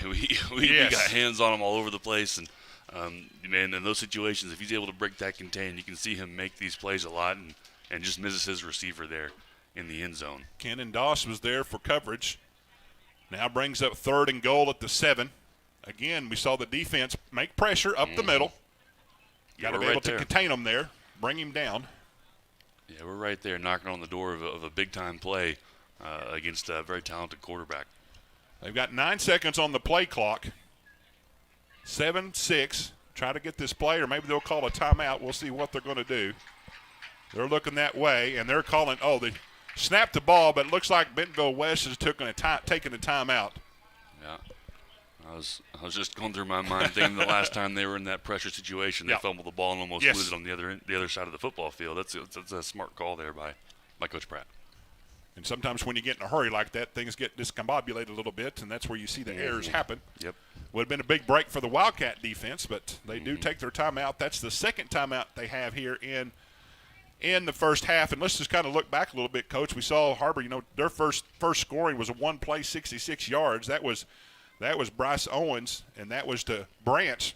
Big play to start off with. And then we see the touchdown by Owens down at the goal line, which took a lot of plays. Yeah, yes it did. But that's been the scoring plays for Har-Ber in the first half. Yeah, it has. And like we said earlier, it's been fun to watch us show some different looks offensively. Different guys getting the football in different positions, a couple shifts there. And, I mean, that's fun to watch, fun offensive football. So big play here. We'll circle this. Third and goal at the 7. There's that little razzle-dazzle. This time Adjum throws it in the end zone. And now they're saying timeout. Oh, my gosh. Har-Ber did a good job getting the timeout. Unbelievable. That's kind of the same set we saw a while ago that Adjum had. He fumbled it on the first play. And then we saw Thompson able to keep it. But that time Adjum threw the ball. It was completed, but Har-Ber had good sense there to take a timeout before the play started. That's not just great. That's a great sense there. I don't know how that we got away with that one, but great timeout call there by the coaches, and I've never seen a play almost fully be executed before they called out a timeout. We'll take it. Absolutely. So when we come back to play, it'll be third and goal at the 7. First, let me give a shout out to all of our sponsors who make this presentation possible. We thank all of them. They do such a great job keeping us on the air. Want to thank this production team. They travel quite a bit and keep us going, and sometimes they do their best to make us sound good. I hope they do a good job of that coming through the airwaves. But they do a fantastic. So we want to give a lot of thanks to these guys for the sponsors and the people that put us on the air. So we hope to enjoy this every Friday night. Yeah, I've had a blast being up here. These kids do an incredible job, and it's been fun to spend Friday nights here with the Har-Ber football team. So as they come out of this timeout here, we'll see what they do here. 3rd and goal. Crowd's coming to their feet. Thompson drops straight back. See a little bit of a hold there. They gets away from it, throws it in the end zone to Adjum, falls incomplete. Wow. Back there defending for the Wildcats, that is Will Croft, who's made his presence known here in the backfield. Yes. Great stop by the Wildcat defense. Great stop. And yeah, you were right. I think there might have a little bit of hold there. We almost got back on Trey Thompson there for the sack, but he gets the ball off and almost a diving catch. But, man, we were right there. So 4th down and goal. Ball is going to be at the 7-yard line. It's going to be placed around the 14, so it looks like about a 24-yard kick attempt, field goal attempt for the Wolverines. And this is Nick Byrne. He gets it up. The kick is up, and it is good. But a great stand. I think you call that a win for the Wildcat defense. 13 seconds left to play, and the Wolverines take a 17-14 lead going in here at about halftime. Let's take a quick break, and we'll come back right after these messages. Thank you for listening and watching the Har-Ber Wildcats here on the Springdale Athletic Foundation Network. Joe and Larry here with Sam's Furniture. We just wanted to thank you for your business and to let you know that your purchase helps serve so many people. That's right. The culture here at Sam's is to love and serve others in our community and around the globe. So when you buy at Sam's, part of your purchase goes to support one of the many organizations we partner with. You enable us to invest in our children, teachers, veterans, development in Africa, and distributing wheelchairs to those in need around the world. You are a part of this. So from the Sam's Furniture family to yours, thank you. 13 seconds left to play here in the first half. Great stand after the muff punt that had happened with Har-Ber, and the Wolverines were able to jump on it, but a great stand by this Wildcat defense. 17-14, 13 seconds left to play, and we'll see what the Wolverines do here on the kickoff. Nick Byrne set to kick off, and he boots this thing away, and this is going to be Miller once again, who takes it around the 5. He brings it up to the middle, gets outside, got a little bit of room, coming right side out to the 20, finds a little bit of hole.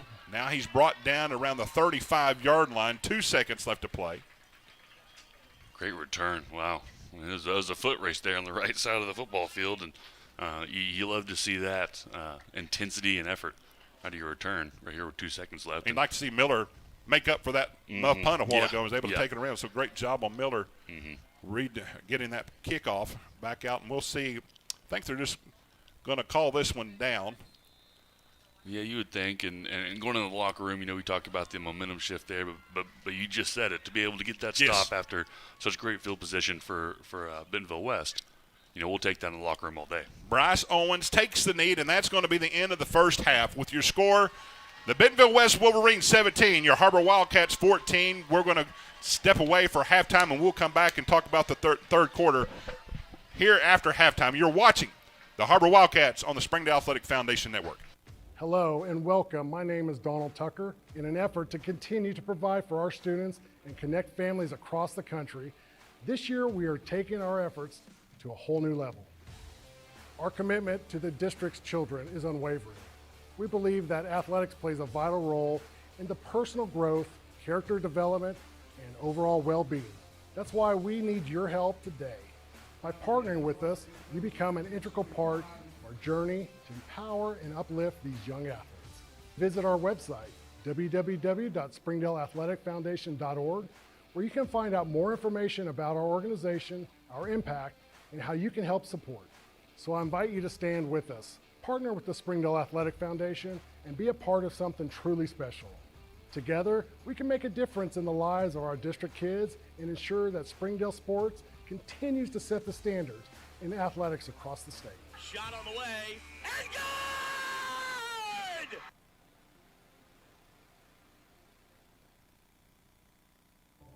Thank you for supporting the Fuel and Feet program. I'm Jared Park. Without your help, this program would not be possible. I support the Springdale Athletic Foundation because they care about our student athletes. Hi, my name is Brett Hobbs. I'm the head football coach at Springdale High School. Thank you for making an investment into the future of athletics in our community of Springdale. We support Springdale Athletic Foundation because they care about our student athletes. The Fuel and Feed program raises money to help pay for pregame and postgame meals for kids and coaches. In addition, we raise funds to buy athletic footwear for the students to compete in. I'm Donald Tucker, Executive Director of the Springdale Athletic Foundation. Please take this time to help our students and coaches. Visit the link on the screen to donate now. Thank you for your support. On behalf of Springdale Schools Athletics, I want to say thank you. What's the only thing better than ordering your Whataburger favorites right on your phone? Earning free Whataburger while doing it. Download the Whataburger app to get started, just like you like it. Goodbye, guessing. Hello, confidence. So long, stress. Hello, security. Farewell, running to the bank. Hello, banking from anywhere. Get a quick view of your balance, lock lost debit cards, and quickly deposit checks anywhere, anytime with the highly rated Arvest Go mobile app from Arvest Bank. Goodbye, limits. Hello, possibilities. Sometimes a dream car has nothing to do with horsepower or performance. My dream car is the one that gets me to my job every day. The one that lets me help a friend in need. I didn't think I had the credit. My credit score wasn't that good, but Car-Mart believed in me. They believed in me. My dream car, a 2016 Nissan Sentra. What's yours? America's Car-Mart. You keep the dream, and we'll keep you on the road. My name is Eric Burnett. I am the Assistant Athletic Director for the Springdale School District. I am so grateful for your donations to the Fuel and Feed program. I support the Springdale Athletic Foundation because they care about our student athletes. My name is Chris Wood, Assistant Athletic Director of the Springdale School District. It's because of the generosity of people like you, we are able to fully support the Fuel and Feed program. For this, we thank you and appreciate your help. I support the Springdale Athletic Foundation because they care about our student athletes. The Fuel and Feed program raises money to help pay for pregame and postgame meals for kids and coaches. In addition, we raise funds to buy athletic footwear for the students to compete in.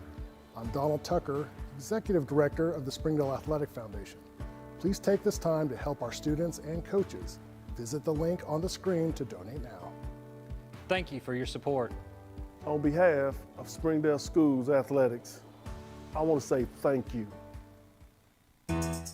Food that is fresh, full of flavor, and all for a good cause can only come from Tacos for Life in Springdale. Enjoy delicious tacos for a cause. When you buy a meal, Tacos for Life donates the proceeds to provide a meal to starving children. Download the Tacos for Life app for ongoing promotions and free food for our friends right here in Springdale. Great food for a great cause. Tacos for Life, 1210 JTL Parkway in Springdale. I'm Jason Jones, principal at Springdale High School. Thank you for making an investment into the future of athletics in our community of Springdale. We support the Springdale Athletic Foundation because they care about our student athletes. Thank you for supporting the Fuel and Feed program. I am Paul Gree, principal at Har-Ber High School. Without your help, this program would not be possible. I support the Springdale Athletic Foundation because they care about our student athletes. The Fuel and Feed program raises money to help pay for pregame and postgame meals for kids and coaches. In addition, we raise funds to buy athletic footwear for the students to compete in. I'm Donald Tucker, Executive Director of the Springdale Athletic Foundation. Please take this time to help our students and coaches. Visit the link on the screen to donate now. Thank you for your support. On behalf of Springdale School Athletics, I want to say thank you.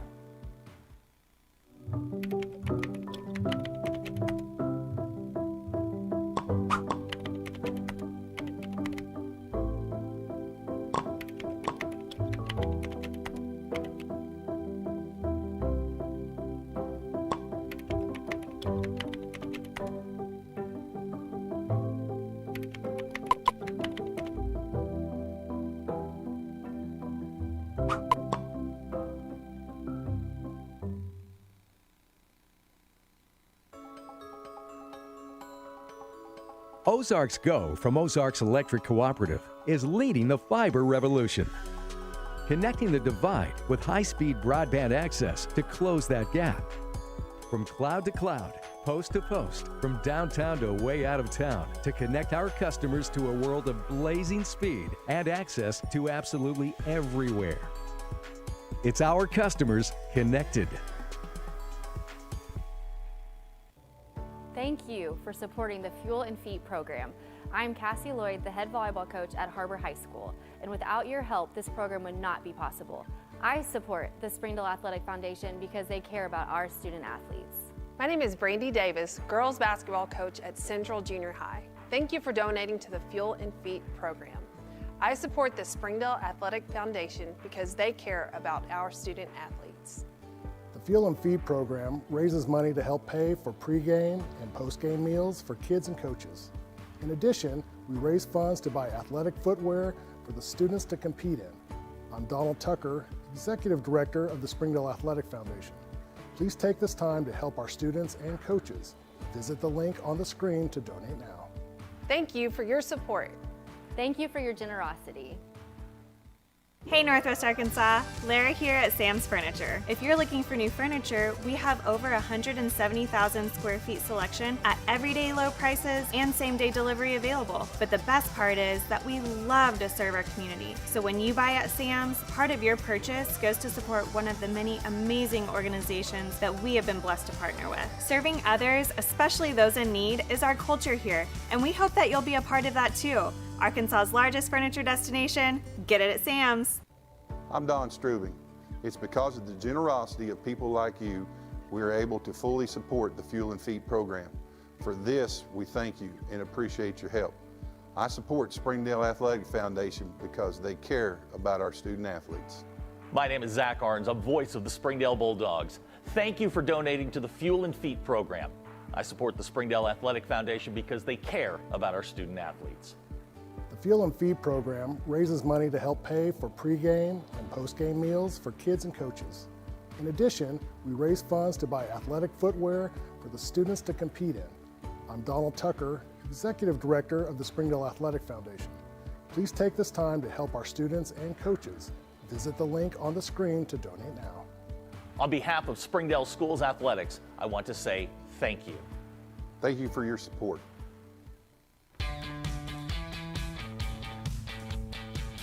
Goodbye, paperwork. Hello, convenience. Farewell, waiting. Hello, personal service. Catch you later, dreaming. Hello, planning. Buy your dream home, connect with a personal banker, and easily schedule an appointment with digital tools from Arvest Bank. Goodbye limits, hello possibilities. Hello and welcome. My name is Donald Tucker. In an effort to continue to provide for our students and connect families across the country, this year we are taking our efforts to a whole new level. Our commitment to the district's children is unwavering. We believe that athletics plays a vital role in the personal growth, character development, and overall well-being. That's why we need your help today. By partnering with us, you become an integral part our journey to empower and uplift these young athletes. Visit our website, www.springdaleathleticfoundation.org, where you can find out more information about our organization, our impact, and how you can help support. So I invite you to stand with us, partner with the Springdale Athletic Foundation, and be a part of something truly special. Together, we can make a difference in the lives of our district kids and ensure that Springdale sports continues to set the standards in athletics across the state. Shot on the way, and good!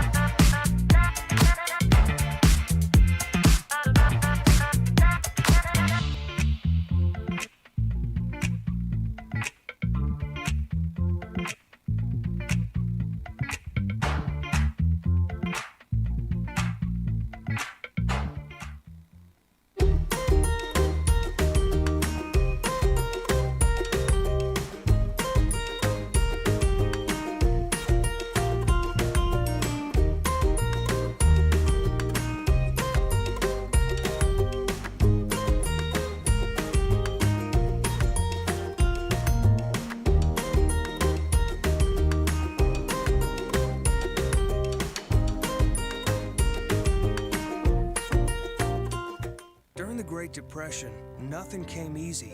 But with just 5 cents, an old truck, and a load of hay, John Tyson and his family found a way to deliver quality chicken to other hardworking people. Today, Tyson continues to find new ways to help put a chicken in every pot. Because people deserve farm-raised chicken of the highest quality. At Tyson, we remain committed to this simple promise: to always keep it real, to always keep it Tyson.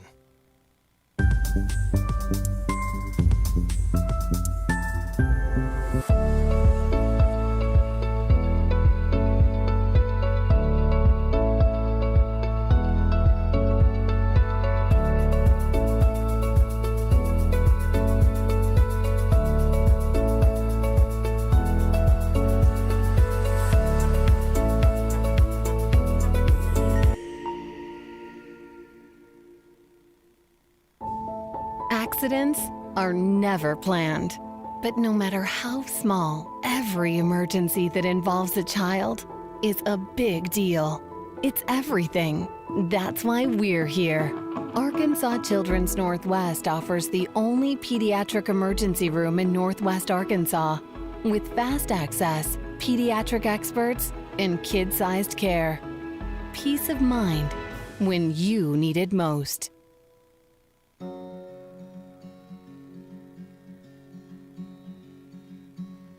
Hometown. That word still means something here. It means we're neighbors. We do the right thing. We care about your family. And you deserve the very best every time you walk in the front door. Har-Ber's. Hometown fresh. Thank you for supporting the Fuel and Feet program. I'm Jared Park. Without your help, this program would not be possible. I support the Springdale Athletic Foundation because they care about our student athletes. Hi, my name is Brett Hobbs. I'm the head football coach at Springdale High School. Thank you for making an investment into the future of athletics in our community of Springdale. We support Springdale Athletic Foundation because they care about our student athletes. The Fuel and Feed program raises money to help pay for pregame and postgame meals for kids and coaches. In addition, we raise funds to buy athletic footwear for the students to compete in. I'm Donald Tucker, Executive Director of the Springdale Athletic Foundation. Please take this time to help our students and coaches. Visit the link on the screen to donate now. Thank you for your support. On behalf of Springdale Schools Athletics, I want to say thank you. What's the only thing better than ordering your Whataburger favorites right on your phone? Earning free Whataburger while doing it. Download the Whataburger app to get started, just like you like it. Goodbye, guessing. Hello, confidence. So long, stress. Hello, security. Farewell, running to the bank. Hello, banking from anywhere. Get a quick view of your balance, lock lost debit cards, and quickly deposit checks anywhere, anytime with the highly rated Arvest Go mobile app from Arvest Bank. Goodbye, limits. Hello, possibilities. Sometimes a dream car has nothing to do with horsepower or performance. My dream car is the one that gets me to my job every day. The one that lets me help a friend in need. I didn't think I had the credit. My credit score wasn't that good. But Car-Mart believed in me. They believed in me. My dream car, a 2016 Nissan Sentra. What's yours? America's Car-Mart. You keep the dream, and we'll keep you on the road. My name is Eric Burnett. I am the Assistant Athletic Director for the Springdale School District. I am so grateful for your donations to the Fuel and Feet program. I support the Springdale Athletic Foundation because they care about our student athletes. My name is Chris Wood, Assistant Athletic Director of the Springdale School District. It's because of the generosity of people like you, we are able to fully support the Fuel and Feed program. For this, we thank you and appreciate your help. I support the Springdale Athletic Foundation because they care about our student athletes.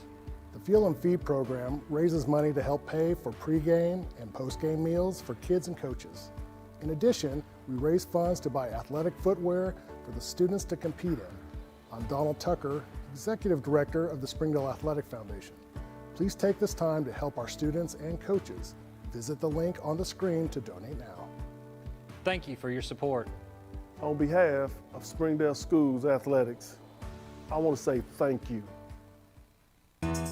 Food that is fresh, full of flavor, and all for a good cause can only come from Tacos for Life in Springdale. Enjoy delicious tacos for a cause. When you buy a meal, Tacos for Life donates the proceeds to provide a meal to starving children.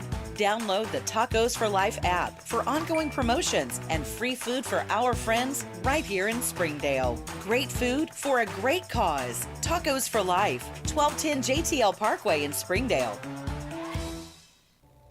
I'm Jason Jones, principal at Springdale High School. Thank you for making an investment into the future of athletics in our community of Springdale. We support the Springdale Athletic Foundation because they care about our student athletes. Thank you for supporting the Fuel and Feet program. I am Paul Gree, principal at Har-Ber High School. Without your help, this program would not be possible. I support the Springdale Athletic Foundation because they care about our student athletes.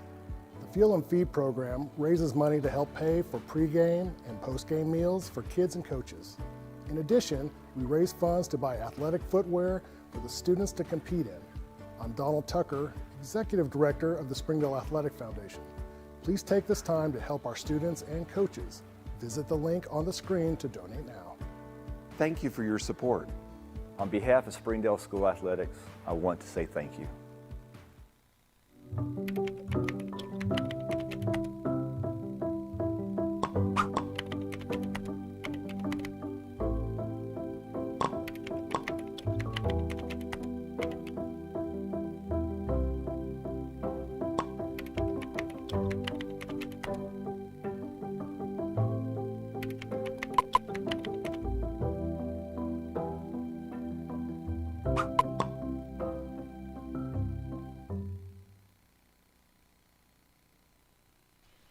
Back at Wolverines Stadium, getting ready to start the third quarter. Bentonville West has come out of their locker room, getting stretched out. We have not seen Har-Ber as of yet.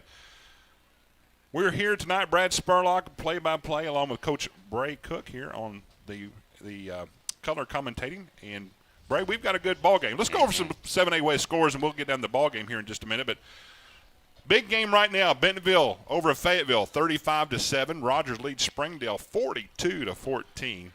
And then Northside and Heritage down in Rogers. Heritage is leading 25-13. These are all second quarter scores that we can best tell.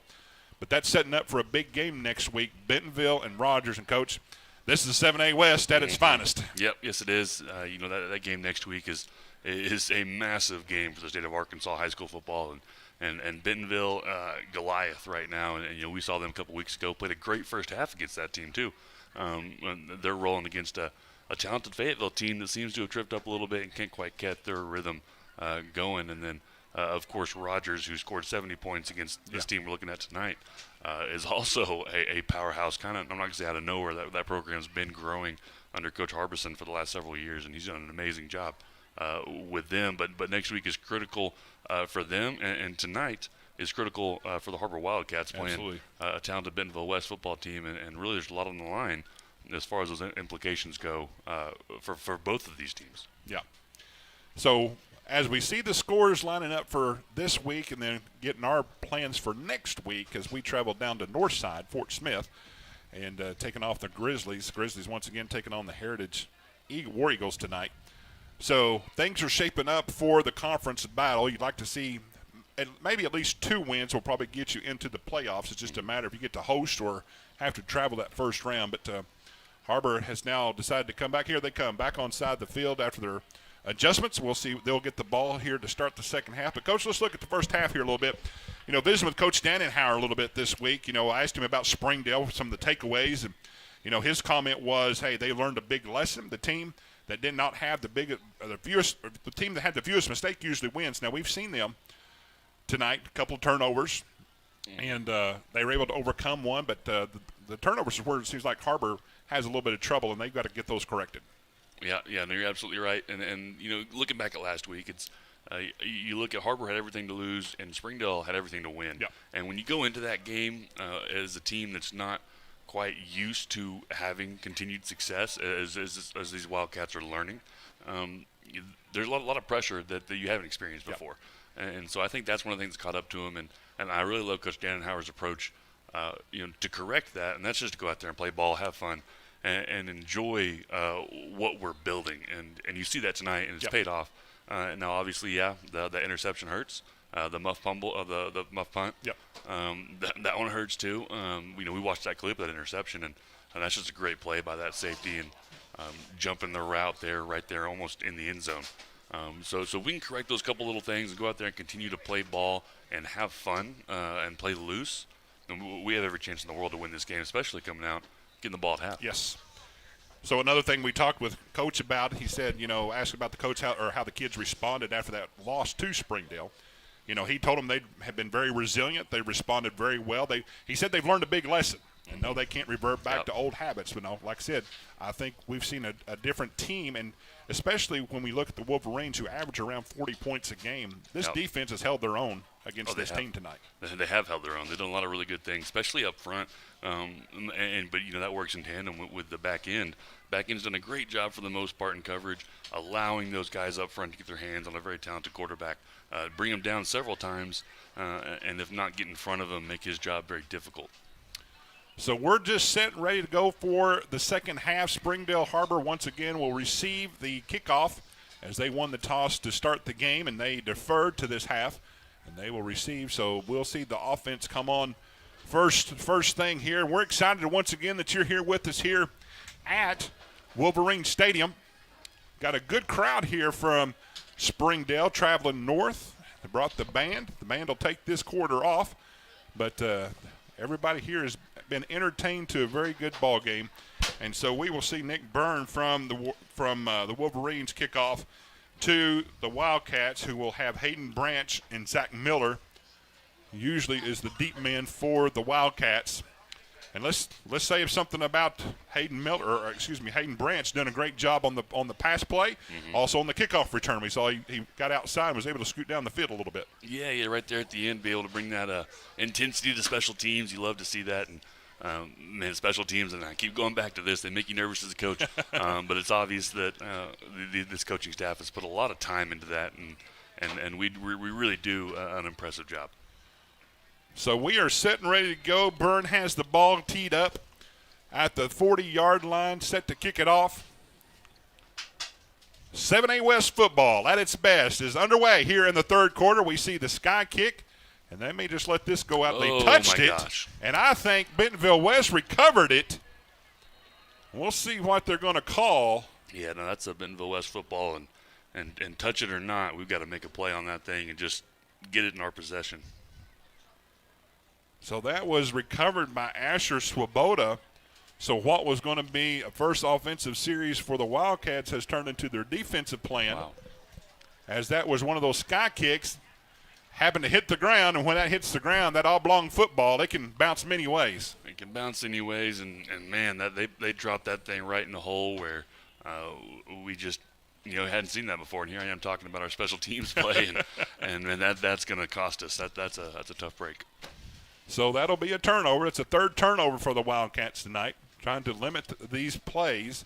Trey Thompson drops back to pass. He's going deep. He's got a man wide open. That's V.J. Warren coming out of the backfield. And there was nobody around him, and that's a quick score. Not the way you want to come out and start the second half. Nope. And then, that's what you do when you get these sudden changes or these big-time momentum swings. You go for the jugular. You go for that big play, and they do, and they get it on a touchdown pass right up the middle. So that was a pass play from Trey Thompson to V.J. Warren for 31 yards. And now Bentonville West has jumped out to a 23-14 lead. Extra point coming. And once again, this is Nick Byrne for the extra point. And the snap is back. Not yet. Snap is back, holds down, kick is up, and it is good. So we've got a 24-14 ball game just starting out right here in the third quarter. We'll take a quick timeout. We'll be back right after these messages. You're watching the Har-Ber Wildcats here on the Springdale Athletic Foundation Network. Ozarks Go from Ozark Electric Cooperative is leading the fiber revolution. connecting the divide with high-speed broadband access to close that gap. From cloud to cloud, post to post, from downtown to way out of town, to connect our customers to a world of blazing speed and access to absolutely everywhere. It's our customers connected. Quick start by this Wolverine offense as they capitalized on the turnover on the kickoff muff. And they were able to strike on one play, 31 yards. So once again, we'll see it teed up here by the Wolverines. That sky kick, sometimes if it falls right in that hole, Coach, sometimes it makes it difficult for a player either they want a fair catch or try to run up on it because that ball, like I said, will bounce different ways. Yep, 100%. And obviously the goal is to get that the further back you go on a return team, typically the more athletic you are. And so you want that ball to get back there to those guys. So once it goes over your head, you've really got to communicate whether or not you're going to catch that thing. Nick Byrne has it teed up now, and he skies it again. And this time it is Miller who retrieves it around the left side. He gets out a little bit of room to the 32-yard line, looks like. So it'll be 1st and 10. Now we'll see this Wildcat offense who's dug themselves in a hole here a little bit on that first play. So we'll see how they respond. 1st and 10 at the 32-yard line. Bryce Owen comes back out as the quarterback. Yeah, I can't dwell on what's just happened. You got to come out like you just came out at halftime. You still got your adjustments. Everything's still in front of you. Go out there and play ball. Javari Robinson's lined up in the backfield with him. We've understood that tonight Reed McAllister's in concussion protocol. And so now we see Robinson take that ball, and he's stopped in the backfield. Yeah, I'm going to continue to establish the run game. We had a little leakage there on the right side. Yeah. So we'll call it no gain on the play. 2nd and 10. Once again, just underway. 11:25 left to play in the third quarter. Har-Ber is moving left to right on your television screen. This time Robinson is in motion. Owens calls out the play. Now it's being flushed, being chased. He's got a little bit of room. He takes off, and that time he is pounded there. That looked like Jackson Lane. Excuse me, that's not Jackson Lane. That is Dane Rennick on the stop, but he does pick up about 6 yards, so it brings up 3rd and 4 for the Wildcats. Yeah, quarterback making a play on his feet. What I do like to see is our shifts in motion tonight have been fun to watch. Love getting that empty backfield and just showing those different surfaces, allowing for our guys to get those matchups that we want. And this is a big down on this series as Har-Ber looks to answer what the Wolverines have done here in the first series. Gilder was in there. That time his pass is made by Trayson Wright, who stretches the ball out. And it looks like he does have the first down. That was a great stretch there by Trayson Wright to pick it up. And that was a 3-yard, 4-yard completion for the first down. Yeah, huge play. And he had him run out the jump, was able to see that hot route, and had a blitzer in his face, able to get the ball up and over and into the hands of our receiver. We've seen these wrinkles with Trayson Wright in the backfield, Gilder in the backfield. Gilder went in motion, but I thought that was, once again, we see that little wrinkle that they've thrown in the last couple of weeks. Oh, it's good stuff. They've spent a lot of time on that. Empty backfield set now. And once again, this time kind of a jailbreak. That's Caden Powell that brings down Bryce Owens in the backfield. And that's going to be a loss. We'll call 7 yards on the play. Yeah, it looked like we had I'm assuming it was a puller, not that we got knocked back that far. It looked like we had a puller, a little bit of leakage there on the front side, trying to set up something and just quite couldn't get it done. Caden Powell, 5'10", 215 sophomore, able to disrupt that play. So now we've got trips to the far side. He rolls out that way to the left side. He makes a scramble. Now he's going to be chased down again. And he's going to be dropped down in the backfield again. Yeah, I was just about to brag on Jack Gilder there on the backside, blocking 2 defenders on the backside of what you call a waterfall block on the rollout there. And great job backside, but we had a little leakage front side. Man, that's just, you got to secure those guys to the point of attack and get the ball off. That's Ethan Klingfoss, on the stop as he chased down Owens. Now they're in the big hole, 3rd and 21. They come out with 4 to the near side. He rolls out to this side. He's being chased. Now he throws it out to Greer Graham, and he gets a minimum game on that, if any. But he was really being chased on that backside by this Wolverine defense, and so it's going to be 4th down and rough start here in the third quarter. Yeah, rough start. Special teams and offensively, defense has hardly had a chance to take the field. Owens gets the punt away. That's Adjum back to get the punt, and he calls for a fair catch at the 36-yard line. So this will be the second possession for the Wolverines. Once again, they scored on their first play of the second half. 31-yard touchdown, Trey Thompson to V.J. Warren. Wildcats need to stiffen up here. Yep, you got to stiffen up. Got to be able to focus back in on those fundamentals, continue to return to that first half of football. We played a lot of really good things all over the field. Let's get back to that, having fun with our teammates.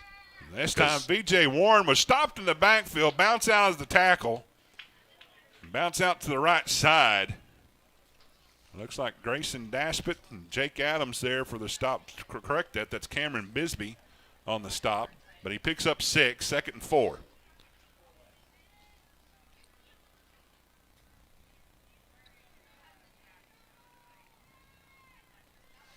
Warren in the backfield with Thompson. He looks to throw. He throws it out to Adjum. He's the leading receiver for this team, and he picks it up around the 49 of Har-Ber, so that's going to be a 1st down and 10 for the Wolverines. Yeah, big pickup by 1 there, and you mentioned he's our leading receiver. We really got to do a great job of keeping our eyes on him. When he sneaks around there and he's uncovered, man, he is dangerous. And someone is down on the field. Cannot tell if that's a Har-Ber player or if that was – I see Adjum is back in the backfield, so this is probably a Har-Ber player. We'll see who that is coming off the field. It looks like Siler Moore being helped off the sidelines. Hate to lose him. Yep. He's a key component on this defensive line, but next man up for this defense, which will be 1st and 10. Just on this side of the Wildcat line, 49-yard line. They're traveling right to left on your television screen. Thompson this time hands it off. V.J. Warren up the middle. There's a big pile up. That's what you like to see. Mm-hmm. Oh, and there's a push there at the end. And there's another push. Now we see some flags come down. Little jawing going back and forth. Jake Adams was there stopping the quarterback, pushed him back. And some of them didn't like the little extra push, and they pushed Adams. And then I saw Kamoa get involved, Langler. And I think they're going to catch the Wolverines on this. Yeah, got to be smart in those situations. Things can be a little frustrating, but we'll take the push. Keegan Larson's getting flagged. Did a little push on Langler there. So that's going to back them up 15 yards. So what was a 2nd and 6 is now 2nd and 21. And that's going to back them on their side of the field around the 40-yard line. So big break for the Wildcat defense. We'll see if they can capitalize on this. And this was probably after the play. 2nd down, so that is correct. 2nd down, 21, 7:30 left to play here in the 3rd quarter. And Har-Ber looks like they just gave him 5 yards back. Dang. Got to watch that snap count. So what was 2nd and 21 now becomes 2nd and 16. Still big down. And now we see some substitutions taking place here for this Wildcat defense. Little hockey sub defensive rotation there for the D-line. Got to get those big boys water off the field every couple plays. Will White's coming out. Looks like he might have a little stinger.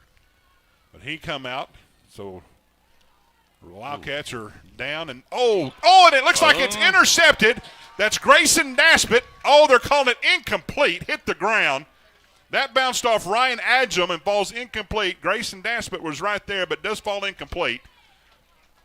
Yeah, incomplete, but golly. Well, we had a defensive front there that got some big-time penetration. Yep. And then, we talk about their leading receiver.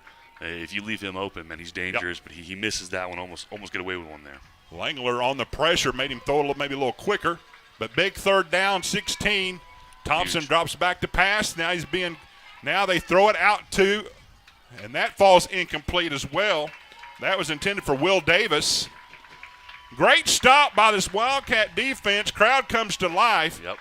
So it's going to bring 4th down and 16 for the Wolverines. And that might have been the little life that we needed to get this team rolling again. And it felt dead there for a second, a little bit of momentum shifting towards Bentonville West. But we seem to be firing on all cylinders. Yep. Let's keep that rolling.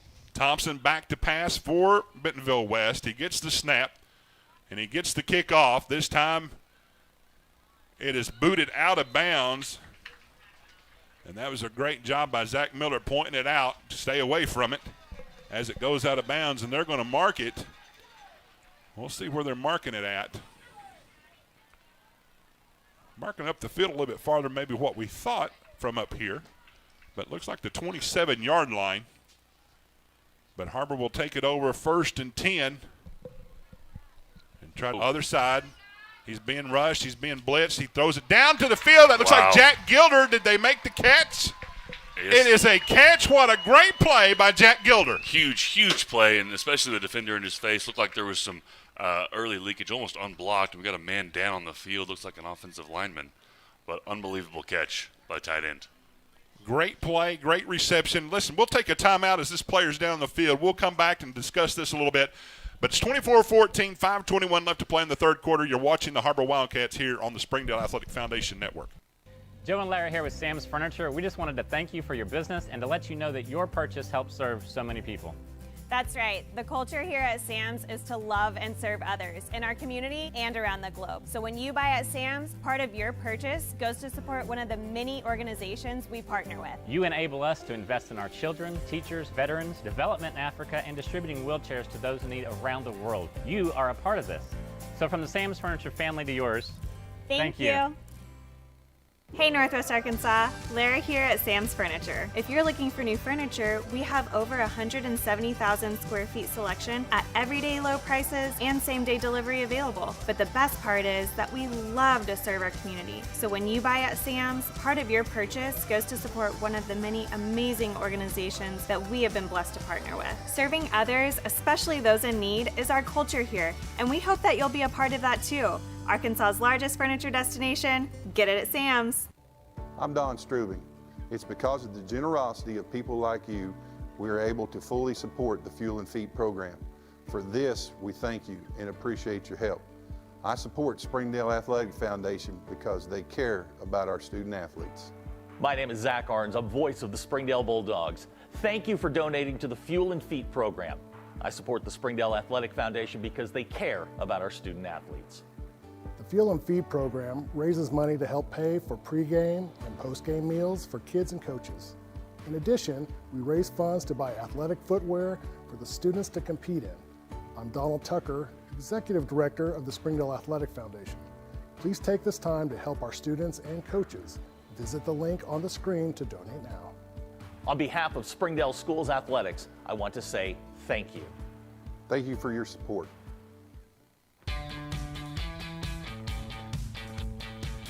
Goodbye, paperwork. Hello, convenience. Farewell, waiting. Hello, personal service. Catch you later, dreaming.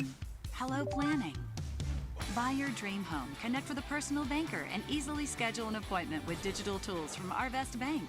Goodbye limits, hello possibilities.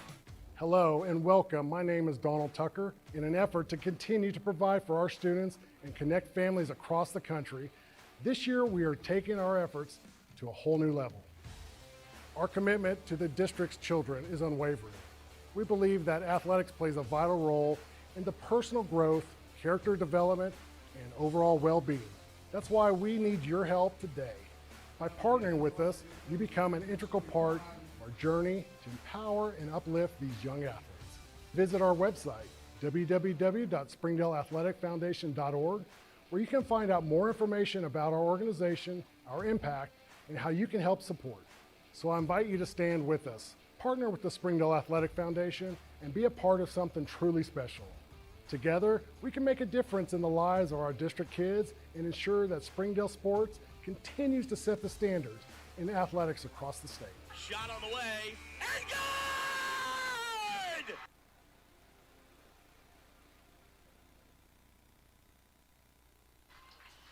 Well, the injury timeout, that's the starting center, Mark Ballard, 5'9", 205 junior, who was down on the field for a little while. We're back in play. Owens looking deep. He's got a man that was kind of overthrown a little bit.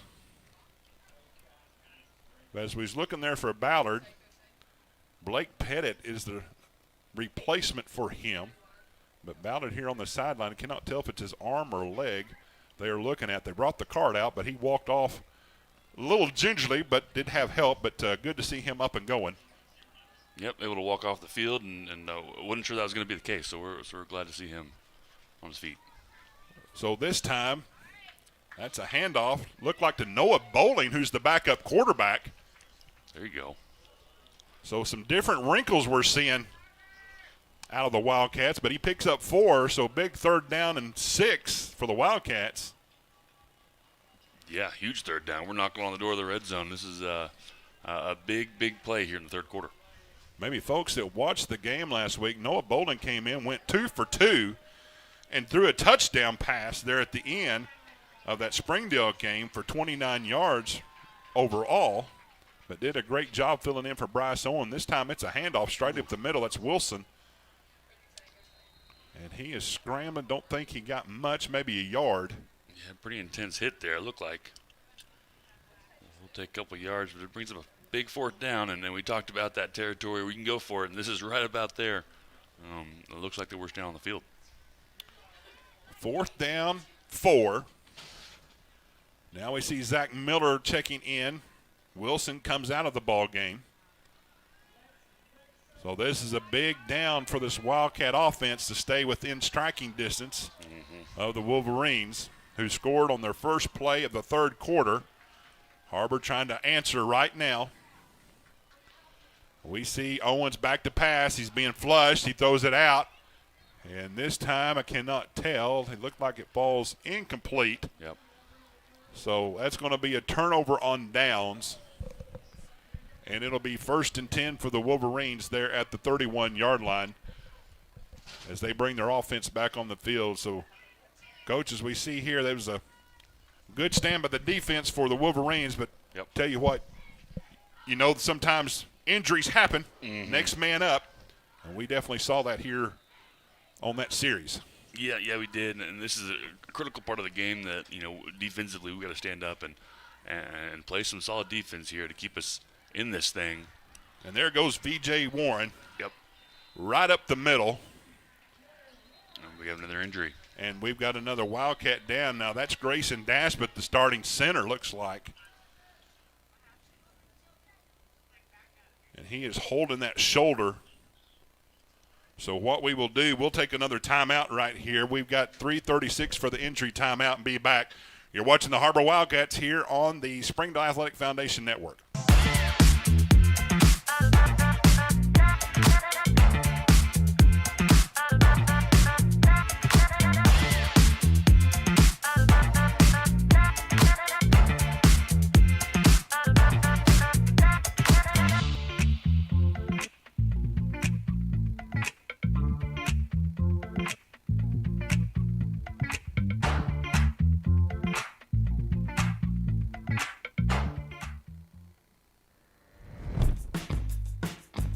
What's the only thing better than ordering your Whataburger favorites right on your phone?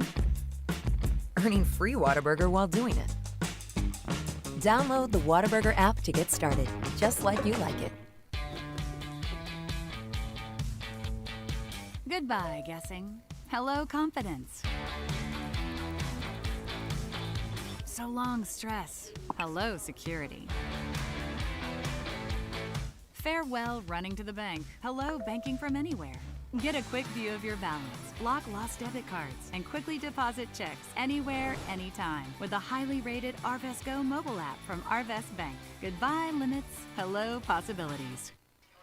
That was the starting safety, Grayson Daspit, who was walked off on his own power, but looked like had a shoulder injury. but now we're seeing a battle of attrition here for this Wildcat team. We're seeing people go down, but it results in a 1st and 10 for the Wolverines. Ball's placed at the 42. This time he hands it off to B.J. Warren again. He comes around right side, and he's loose. There's a penalty flag down. 3 of them, goodness. A lot of penalty flags on the play. Somebody did something. I'm not sure what that I'm assuming maybe a hold there on the outside. We'll take the one farthest back. That's what we want to see.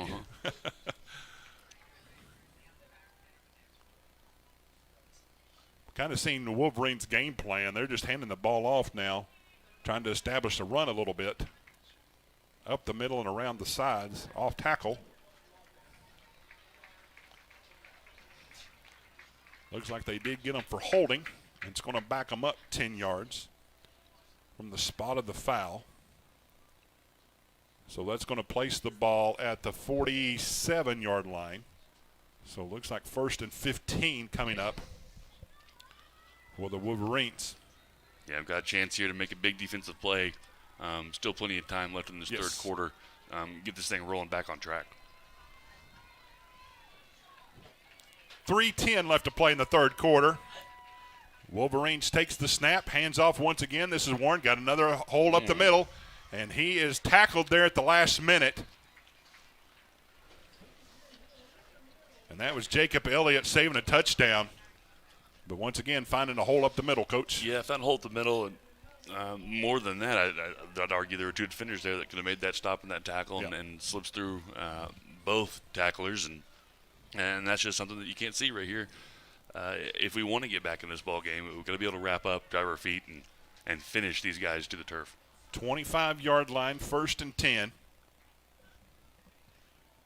Hands off again. Warren right up the middle. And that time it was tackled by Cameron Bisbee.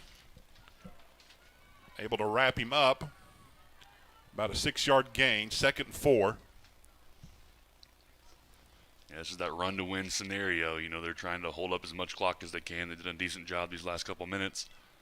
You got to find a way to get the defense off the field, and if that's getting some more of those stems or moving around a little bit, we got to be able to plug some of these holes that running back is finding. This time the hands off. This time is kept by Trey Thompson. He's surrounded there at the 20-yard line. Whole host of Wildcats there.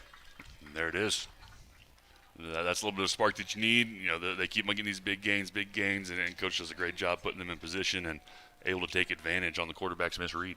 Saw Andy Barbosa, along with other of his teammates there to make the stop. 3rd down and 5. We talk of this a lot of time, a big critical 3rd down for this Wildcat defense. Stay close to this offense that's put up over 40 points a game. Right here in the red zone. Crowd coming to life for a big stop. This time he drops back to pass. He's looking, he's being rushed. He escapes out to the left, and now he's going to throw. He gets hit as he throws. That's, that is, get the number here in just a second, Lucas Cahill on the stop.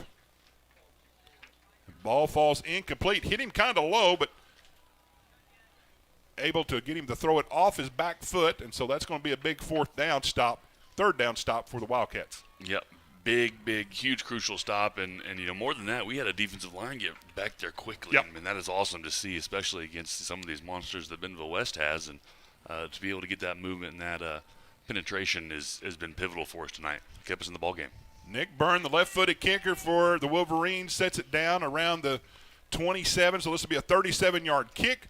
It is up, and it looks like it went through. It is good, so add 3 more points to the Wolverines.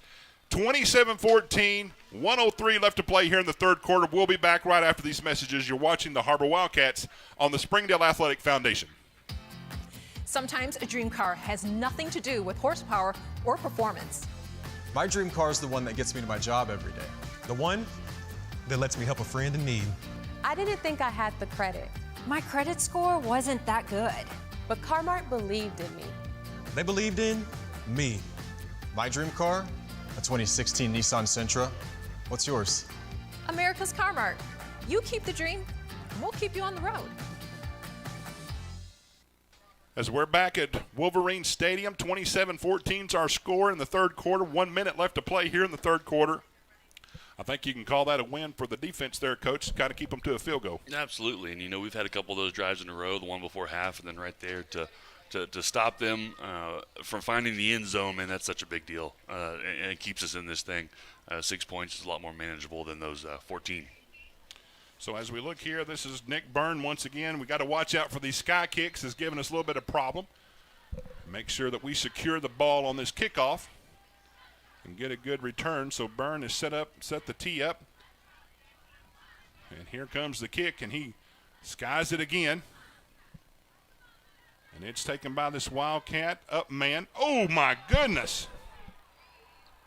Well, that was Lincoln Pocius, who has been the deep man for the Wildcats, but takes it on the up back, and he is thrown down there by Ashton Jones. I mean, picked up and thrown down. And no call on the play. Yeah, that's pretty tough. Yeah. On to the next play. That's Goodness right. gracious. That was a power clean. We've invented the new World Wrestling Federation. I don't know if we do WWF anymore. That dates me a little bit of how the wrestling is. But anyway, Wildcats come out on their offensive possession. Owens, along with Robinson in the backfield. He's going to hand it off to Robinson. He comes around. He stopped. He stopped for just a moment. That was enough for them to corral him a little bit. So it's going to be a pickup of 1, 2nd down and 9. Bryson Johnson looks like he was the one on the stop. Yeah, it looks like we had a little penetration there up front and is able to come off his block and make the tackle. And you forget, we're playing without our starting center. Yep. Which is has a large impact. Next man up. Owens, quarterback draw, being surrounded again, closed in a hurry, and did not make much out of that play. That was Hunter Vincent on the stop. And Owens is going to, we'll say if he picked up a yard or two, but they're going to call him no gain. So there won't be a sack involved. Hunter Vincent on the stop for the Wolverines. But 3rd down and 10 for the offense. And that's going to be the end of the third quarter.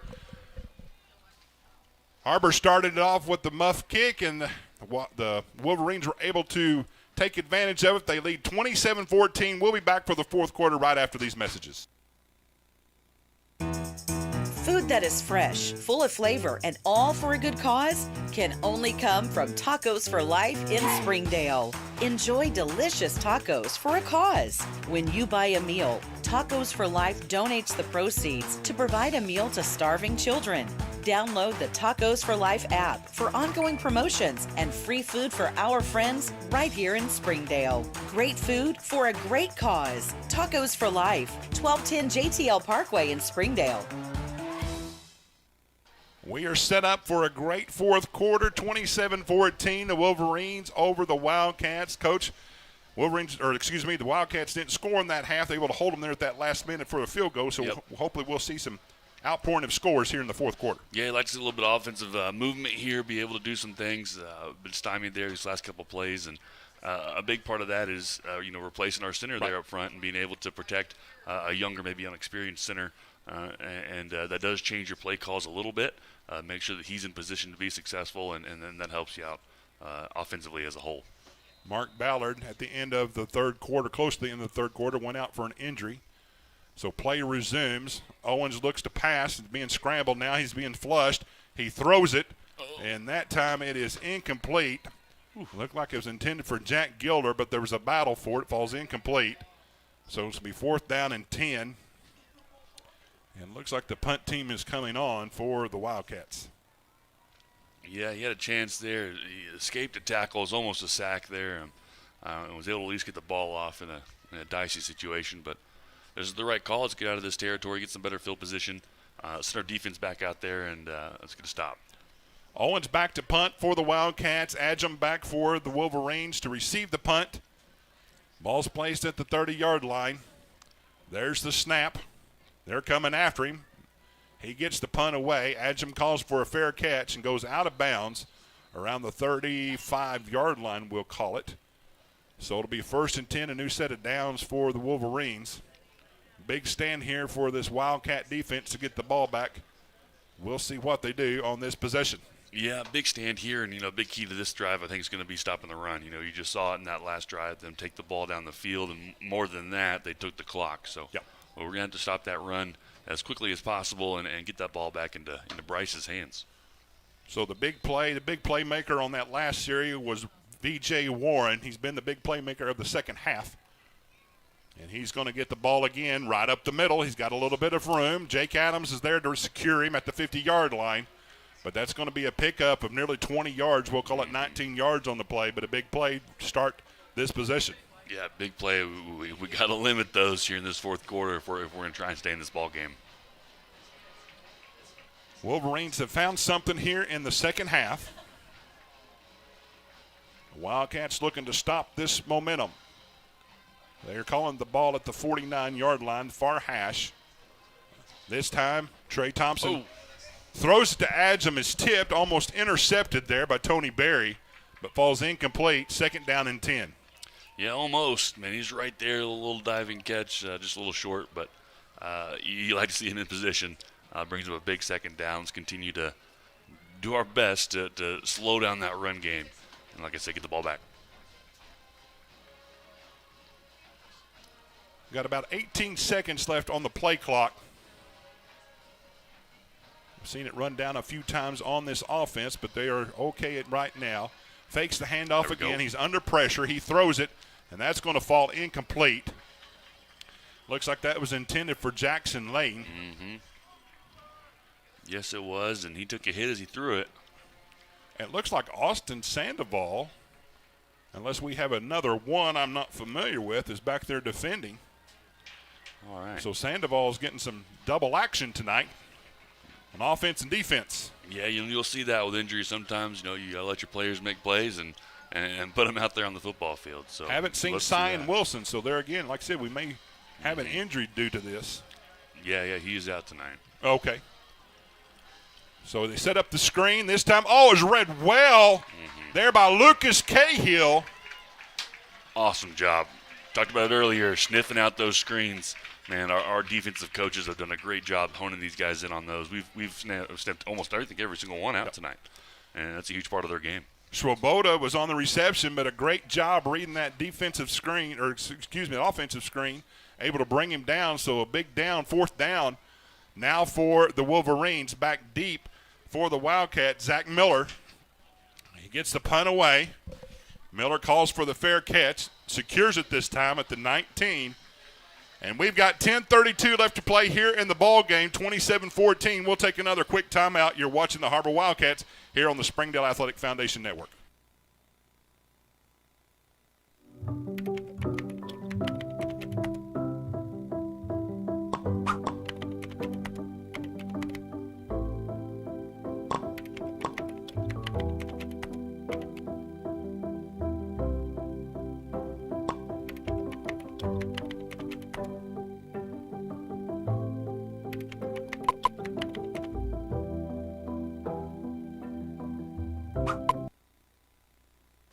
A new series of downs for this Wildcat offense, looking to get back into this game. 10:32 left to play in the ball game. Owens set up in that pistol formation. Hands it off this time. Looks like Aaron Wilson or Robinson. Let's double check that number here for just a moment of time. That is Javari Robinson, who's kind of filled in for the injured Reed McAllister tonight. He and Aaron Wilson have kind of shared in the backfield. Pickup of 1, second down and 9 for the Wildcats. I'd say overall he's done a great job tonight, being able to run hard and follow McAllister's ability to get those yards after tackle. That time Owens scrambles around right side, had to get rid of it as he was being chased and then was brought down. So he throws it out of bounds, incomplete. So big third down for the Wildcat offense here. Yeah, and that's yards after contact that McAllister's so good at. And again, we've seen a lot of it tonight, but this last couple drives, we have not gotten that run game established, and they're able to tee off a little bit. And you saw it there with Bryce taking a hit there on the outside. Third down and 9. Two receivers to the far side. Drops back to pass. Looks over the middle. He's taking a big shot. That's Uno. And it looks like it falls incomplete. Was open for just a minute of time, but does fall incomplete. So it's going to bring up 4th down, and they'll have to give up the ball right back to the Wolverines. Yeah, that's tough. He had him there for a second, and those safeties were able to converge on that open defender, and tough throw. 4th down and 9.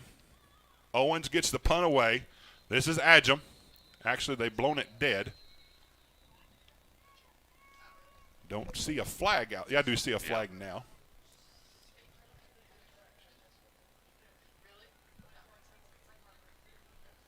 I think they said substitution. Could not hear it from over here. I think substitute infraction for the Wolverines. Someone did get not checked in, so that's going to put them 4th and 4.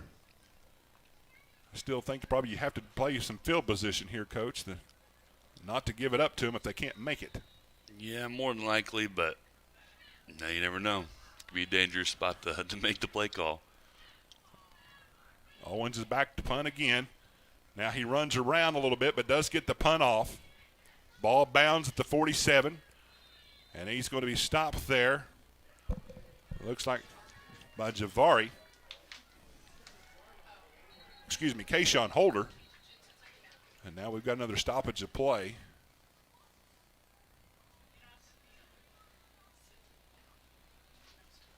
But the ball's going to be placed at the 47-yard line where the Wolverines will take over. 1st and 10, 9:29 left to play. Wildcats doing their best to hang in here. This potent offense. Been able to make some big stops here of late. That's the thing, we have made some big stops, and we've made some big plays and done some good things really all over the field. And if we can put it all together this drive and get the ball back quickly, we've got a shot here. Thompson takes the snap, throws it out quick, and that's going to be Jackson Lane. Gets a big gain on the play, pickup of 9 yards. 2nd and 1, this offense. Yeah, I just talked about sniffing out the screens. They got us on that little tunnel there, and we were able to get the receiver underneath and create that wall with those receivers, and they found a lane. So they're going to give them the 1st down, 1st and 10. So it's a pickup of 10. Trey Thompson, he gets that ball out pretty fast, Coach. I mean, it's a quick release. It's a quick release, and he's got quick receivers out there to catch it. So now he's going to hand off. This is J.V. Warren again. V.J. Warren, excuse me. Runs over a few, bounces off a few, and that's going to be a pickup of, let's call it 7 yards, 2nd and 3. And the last 4 yards there came at the very end of that play. He's able to jump forward and almost busted through that thing. Clock ticking down, 8:31. Har-Ber like to get the ball back here and chance to score. 2nd and 3. Thompson drops back to pass, got some time. Now he rolls out to the left. Being chased. Adams is after him. He's going to chase him out of bounds. But I think he's got enough for the 1st down. Great coverage on the back end, but we saw the elusiveness there of Trey Thompson. Yeah, that's a plus tonight. Had a lot of really good coverage situations. A couple busts here in the 3rd, but we to get that contain on Trey, we've done a great job of getting up the middle, getting hands in his face, but if he gets outside, that's a dangerous spot for us to be in. They mark him out at the 31-yard line. 1st and 10. Wolverines are moving. This time it's going to be a handoff. That time he's met in the backfield. He still bounces off.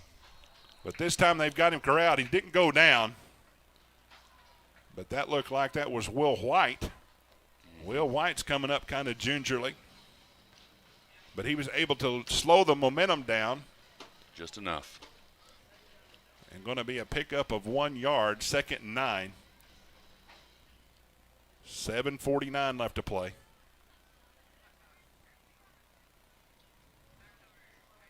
Wolverines taking their time here on this possession. Come out of the 3rd quarter, scored on their first play, able to kick a field goal. Back and forth we go. This time Trey Thompson keeps it around right side. Got a little bit of room. He's going to take it. Looks like he's going to get into the end zone. There's a touchdown, no flags. That's Trey Thompson for 30 yards, and the Wolverines score. Yeah, just a little split zone there, and you follow your tight end, and he pulls the ball, and he had plenty of room there on the right side to find the end zone. Tough to defend, but defendable. So the score's 33-14 with the extra point coming.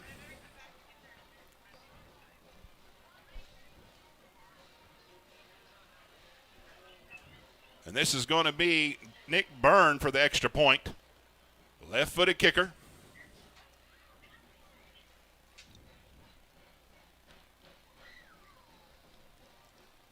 There's the snap. It's down. It is up, and it is good. Getting it through the upright. So it is 34-14. Wolverines over the Wildcats. We'll take a quick timeout. We'll be back right after these messages. Ozarks Go from Ozark Electric Cooperative is leading the fiber revolution. Connecting the divide with high-speed broadband access to close that gap. From cloud to cloud, post to post, from downtown to way out of town, to connect our customers to a world of blazing speed and access to absolutely everywhere. It's our customers connected.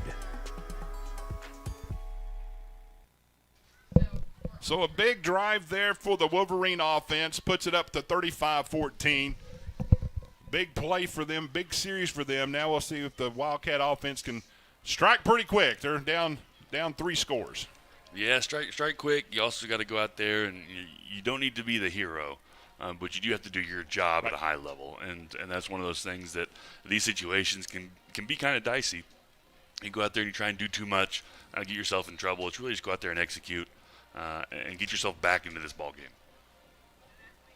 So they're lined up for the kick, and this is Nick Byrne, set up to kick off. He's been doing these sky kicks, making it difficult for the Wildcat receivers. And this time he boots it away. And now that's the reverse. I think he forward hand off that. That's Zach Miller. I don't know if they called anything on that. No call. We'll take the return. So we'll take the play. The ball is at the 30, we'll call it 36-yard line.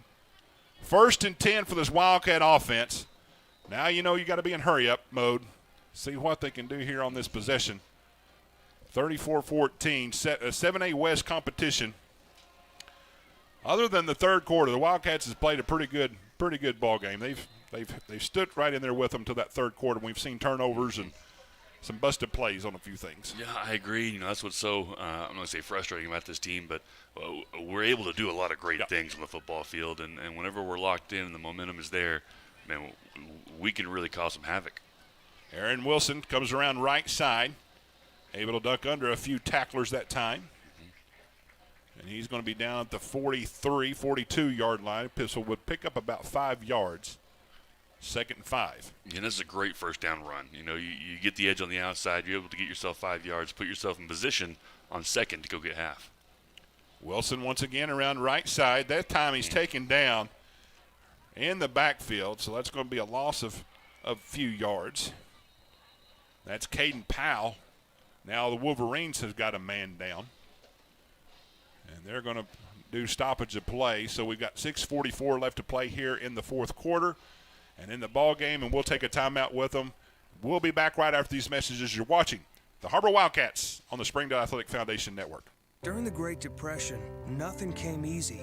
But with just 5 cents, an old truck, and a load of hay, John Tyson and his family found a way to deliver quality chicken to other hardworking people. Today, Tyson continues to find new ways to help put a chicken in every pot. Because people deserve farm-raised chicken of the highest quality. At Tyson, we remain committed to this simple promise: to always keep it real, to always keep it Tyson.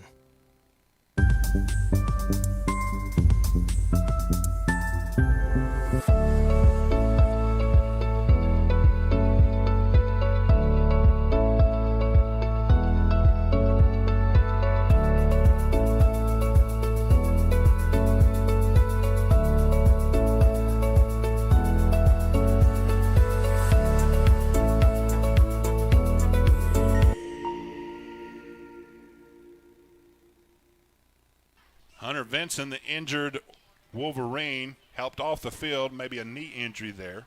6 foot, 180-pound juniors helped off. Stoppage of play brings up 3rd and 6 as the Wildcats now come back on the field, looking to convert for this first down. Keep the momentum going. Low snap. Hands off to Aaron Wilson once again up the middle. And he's going to pick up about 3 yards, so it's going to bring up 4th down and 3 for the offense. Yeah, now you got the decision here to make. You're not quite in that 4th down territory zone, but the situation's a little different. I think you're going to see a play here. So offense stays on the field. 4th and 3. A little over 6 minutes left to play. This time he throws it outside. And he's got the first down. That's Jack Gilder on the reception. Huge play. Huge play. Keep this drive alive. So we'll pick up about 4 yards. And it's first down for these Wildcats. Now they come up on the line of scrimmage quickly. Fakes the handoff to Wilson. He sets up to throw. Now he scrambles out to the right side, throws it downfield. Got him. And that is complete. And that's Trayson Wright on the completion. Great job coming back to the ball there. You know, whenever your quarterback starts scrambling around like that, you got to be able to find him and find a way to get open. And now we go tempo. So now the ball's placed at the 28. Another low snap. He gets it out to Wright on the left side. On this time, he gets submarined. And that is their defensive safety, Ashton Jones, on the stop. So no gain, 2nd down and 10.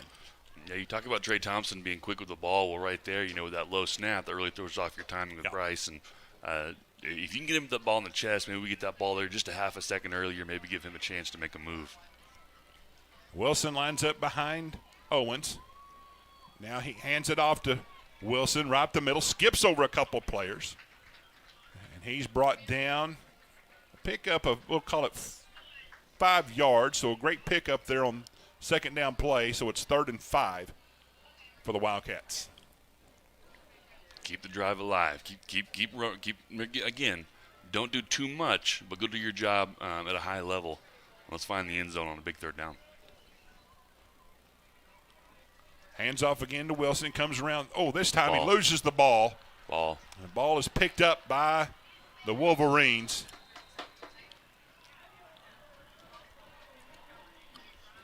And I apologize, do not have that number here for the Wolverines, but it was a fumble there by Aaron Wilson, who was stripped of the ball, picked up, recovered by this offense, and it comes out around the 47-yard line, we'll call it, where it's 1st and 10 for the Wolverines. Yeah, that's frustrating. You know, you're able to make a big play, keep the drive alive, then they give the ball right back to them. So we've got to lock in on some of those fundamentals with our ball security. Again, hurt us tonight. Pride check now for the Wolverines as they drop back to pass. This time the pass is complete. And he's pushed out of bounds. But that's Ryan Adjum, their leading receiver. And he's short of the first down, so pickup of 6, 2nd and 4.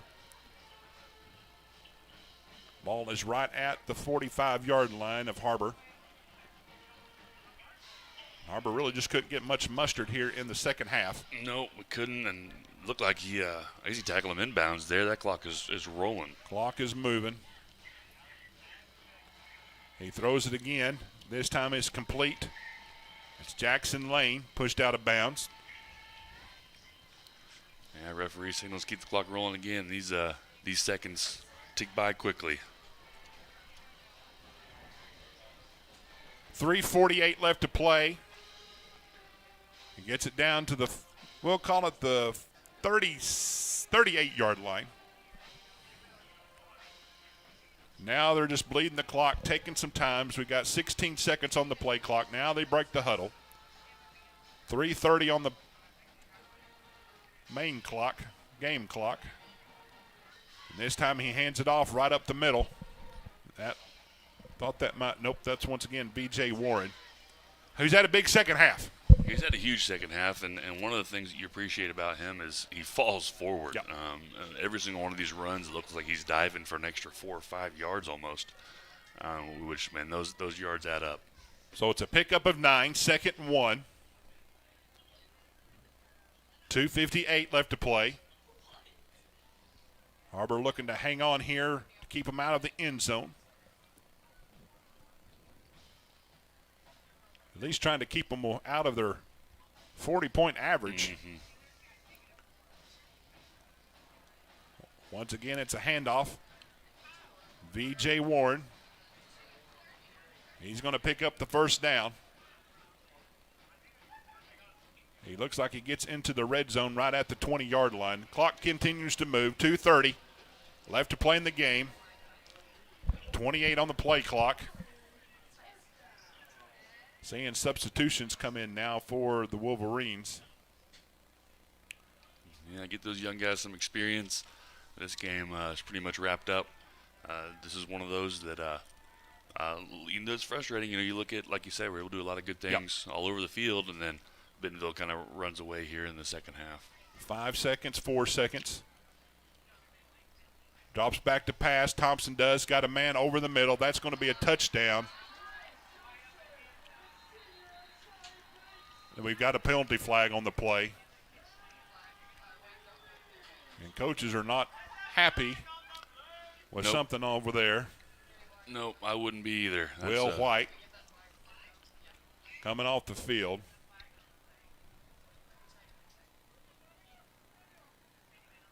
I believe the touchdown's going to stand, and they'll march it off on the kickoff. Sometimes when you get down like this, frustrations seem to come to the forefront. Yeah. Just got to control that. Yeah, you do, and that's one of those things is, the scoreboard is a scoreboard. That's not going to change at this point, so you got to own it. One of those things that, coaches always say is that the film is your resume. Yeah. And it's any talking you do out here after a play or any kind of hooping and hollering, it really doesn't matter because the score is currently 40-14.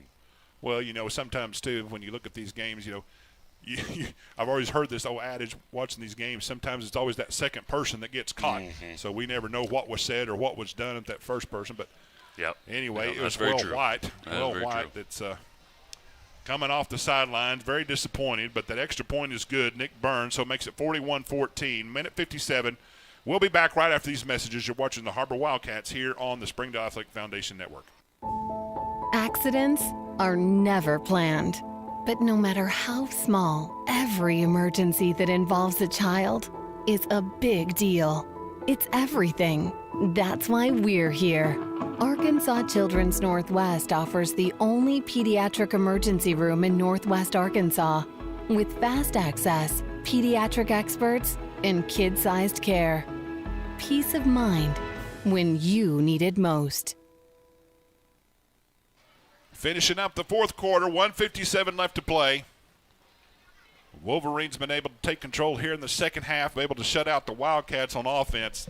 It's 41-14. Now they've met their season average of scoring. And now the 15-yard penalty is going to be assessed on the kickoff. And that places the ball at the 45-yard line of Har-Ber. So Nick Byrne will be set up here for, don't know if he'll try to knock this one out of the end zone or another sky kick. He lines up, he gets set, and now he kicks it. He's just going to kick this one through the end zone. Yeah, I was about to say at this point, probably let it loose and see how far you can get that thing back there. So, Coach, as we look kind of maybe going forward, we got another game coming up next week. They'll have to reset a little bit, go back and look at this game film and what they can improve on, but then they have to travel down to Fort Smith to take on the Grizzlies. Yeah, one of the things that you're in this situation, you can't let one loss, become two. And, we look at last week and we had, sounds like a couple injuries because some kids who are really pivotal players on this team who did not take the field tonight. And I'm guessing we're going to have a couple more. So how do we adjust to that? And what's our game plan and who's able to step up into those roles?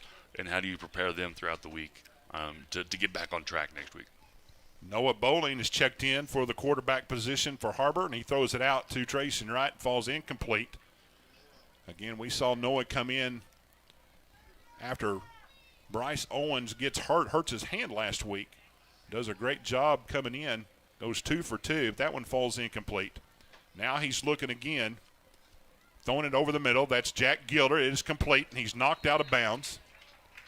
But a great throw there, once again, by Noah Bowling to get it out to Jack Gilder. Yep. You'll take the experience. You love to see these guys get the reps and have success when their number's called. They're trying to hurry up. Now, Bowling is holding that knee a little bit. Looks like he got submarined, but he stays in.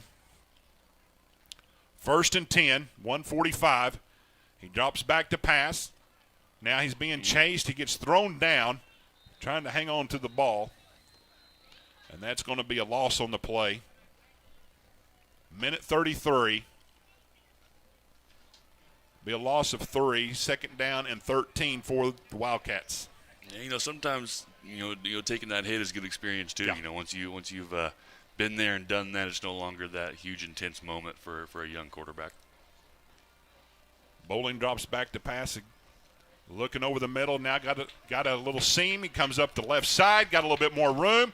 He's knocked out of bounds, but that's going to be a 1st down. Great response by Noah Bowling here in the latter part of the game. Yeah, great job by him on his feet, and that's fun to watch. You like to see a quarterback come here in this situation and find success and be able to put on a little bit of a show. 1st and 10, ball's placed at the 45-yard line, near side. Bowling drops back to pass again, looks over the middle. Now he takes a chunk down the field, going for Trayson Wright. And that time it was covered well. And falls incomplete, but that's what you like to see sometimes. Take a shot like that. Mm-hmm. He's got the height on his cover man, but it does fall incomplete, because it brings up 2nd and 10. 2nd and 10, and 1 minute left to play in the ball game.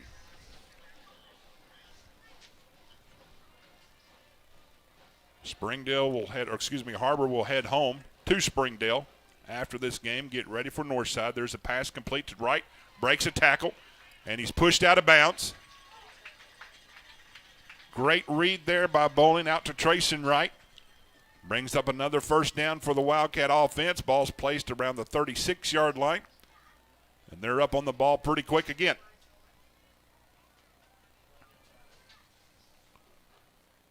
Bowling looks, getting ready to throw. Now he steps up. Now he's crossed the line of scrimmage. He's going to take off, run, and stretches out. Picks up a few yards on his own there.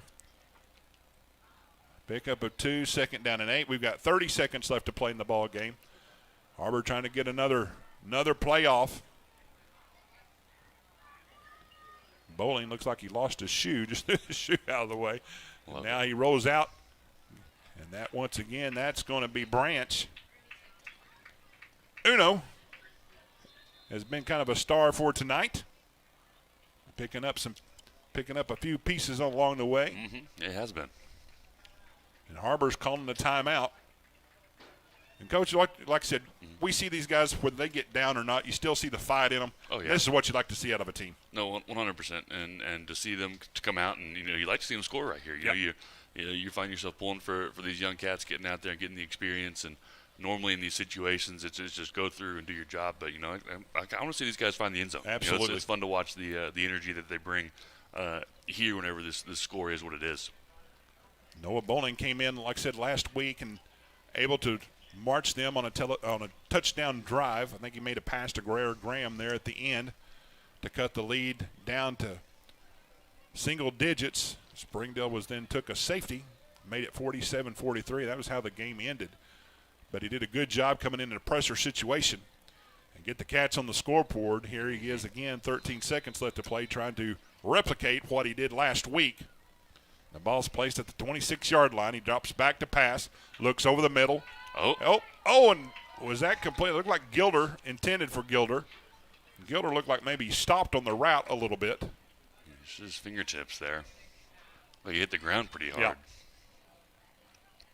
And he's waving them off. He's going to stay in the contest. Love it. 8 seconds left to play.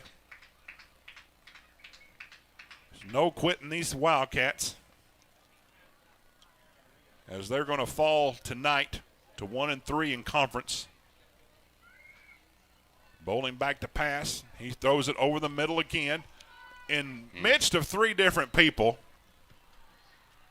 And that time that would look like Guerrero Graham, the intended receiver, falls incomplete.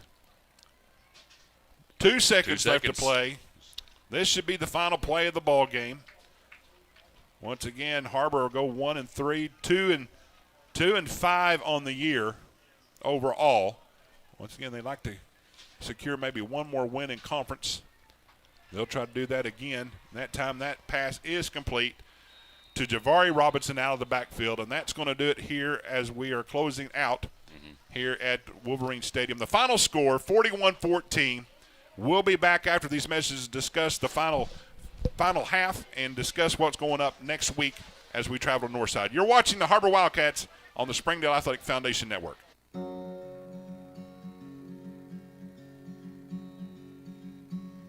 Hometown. That word still means something here.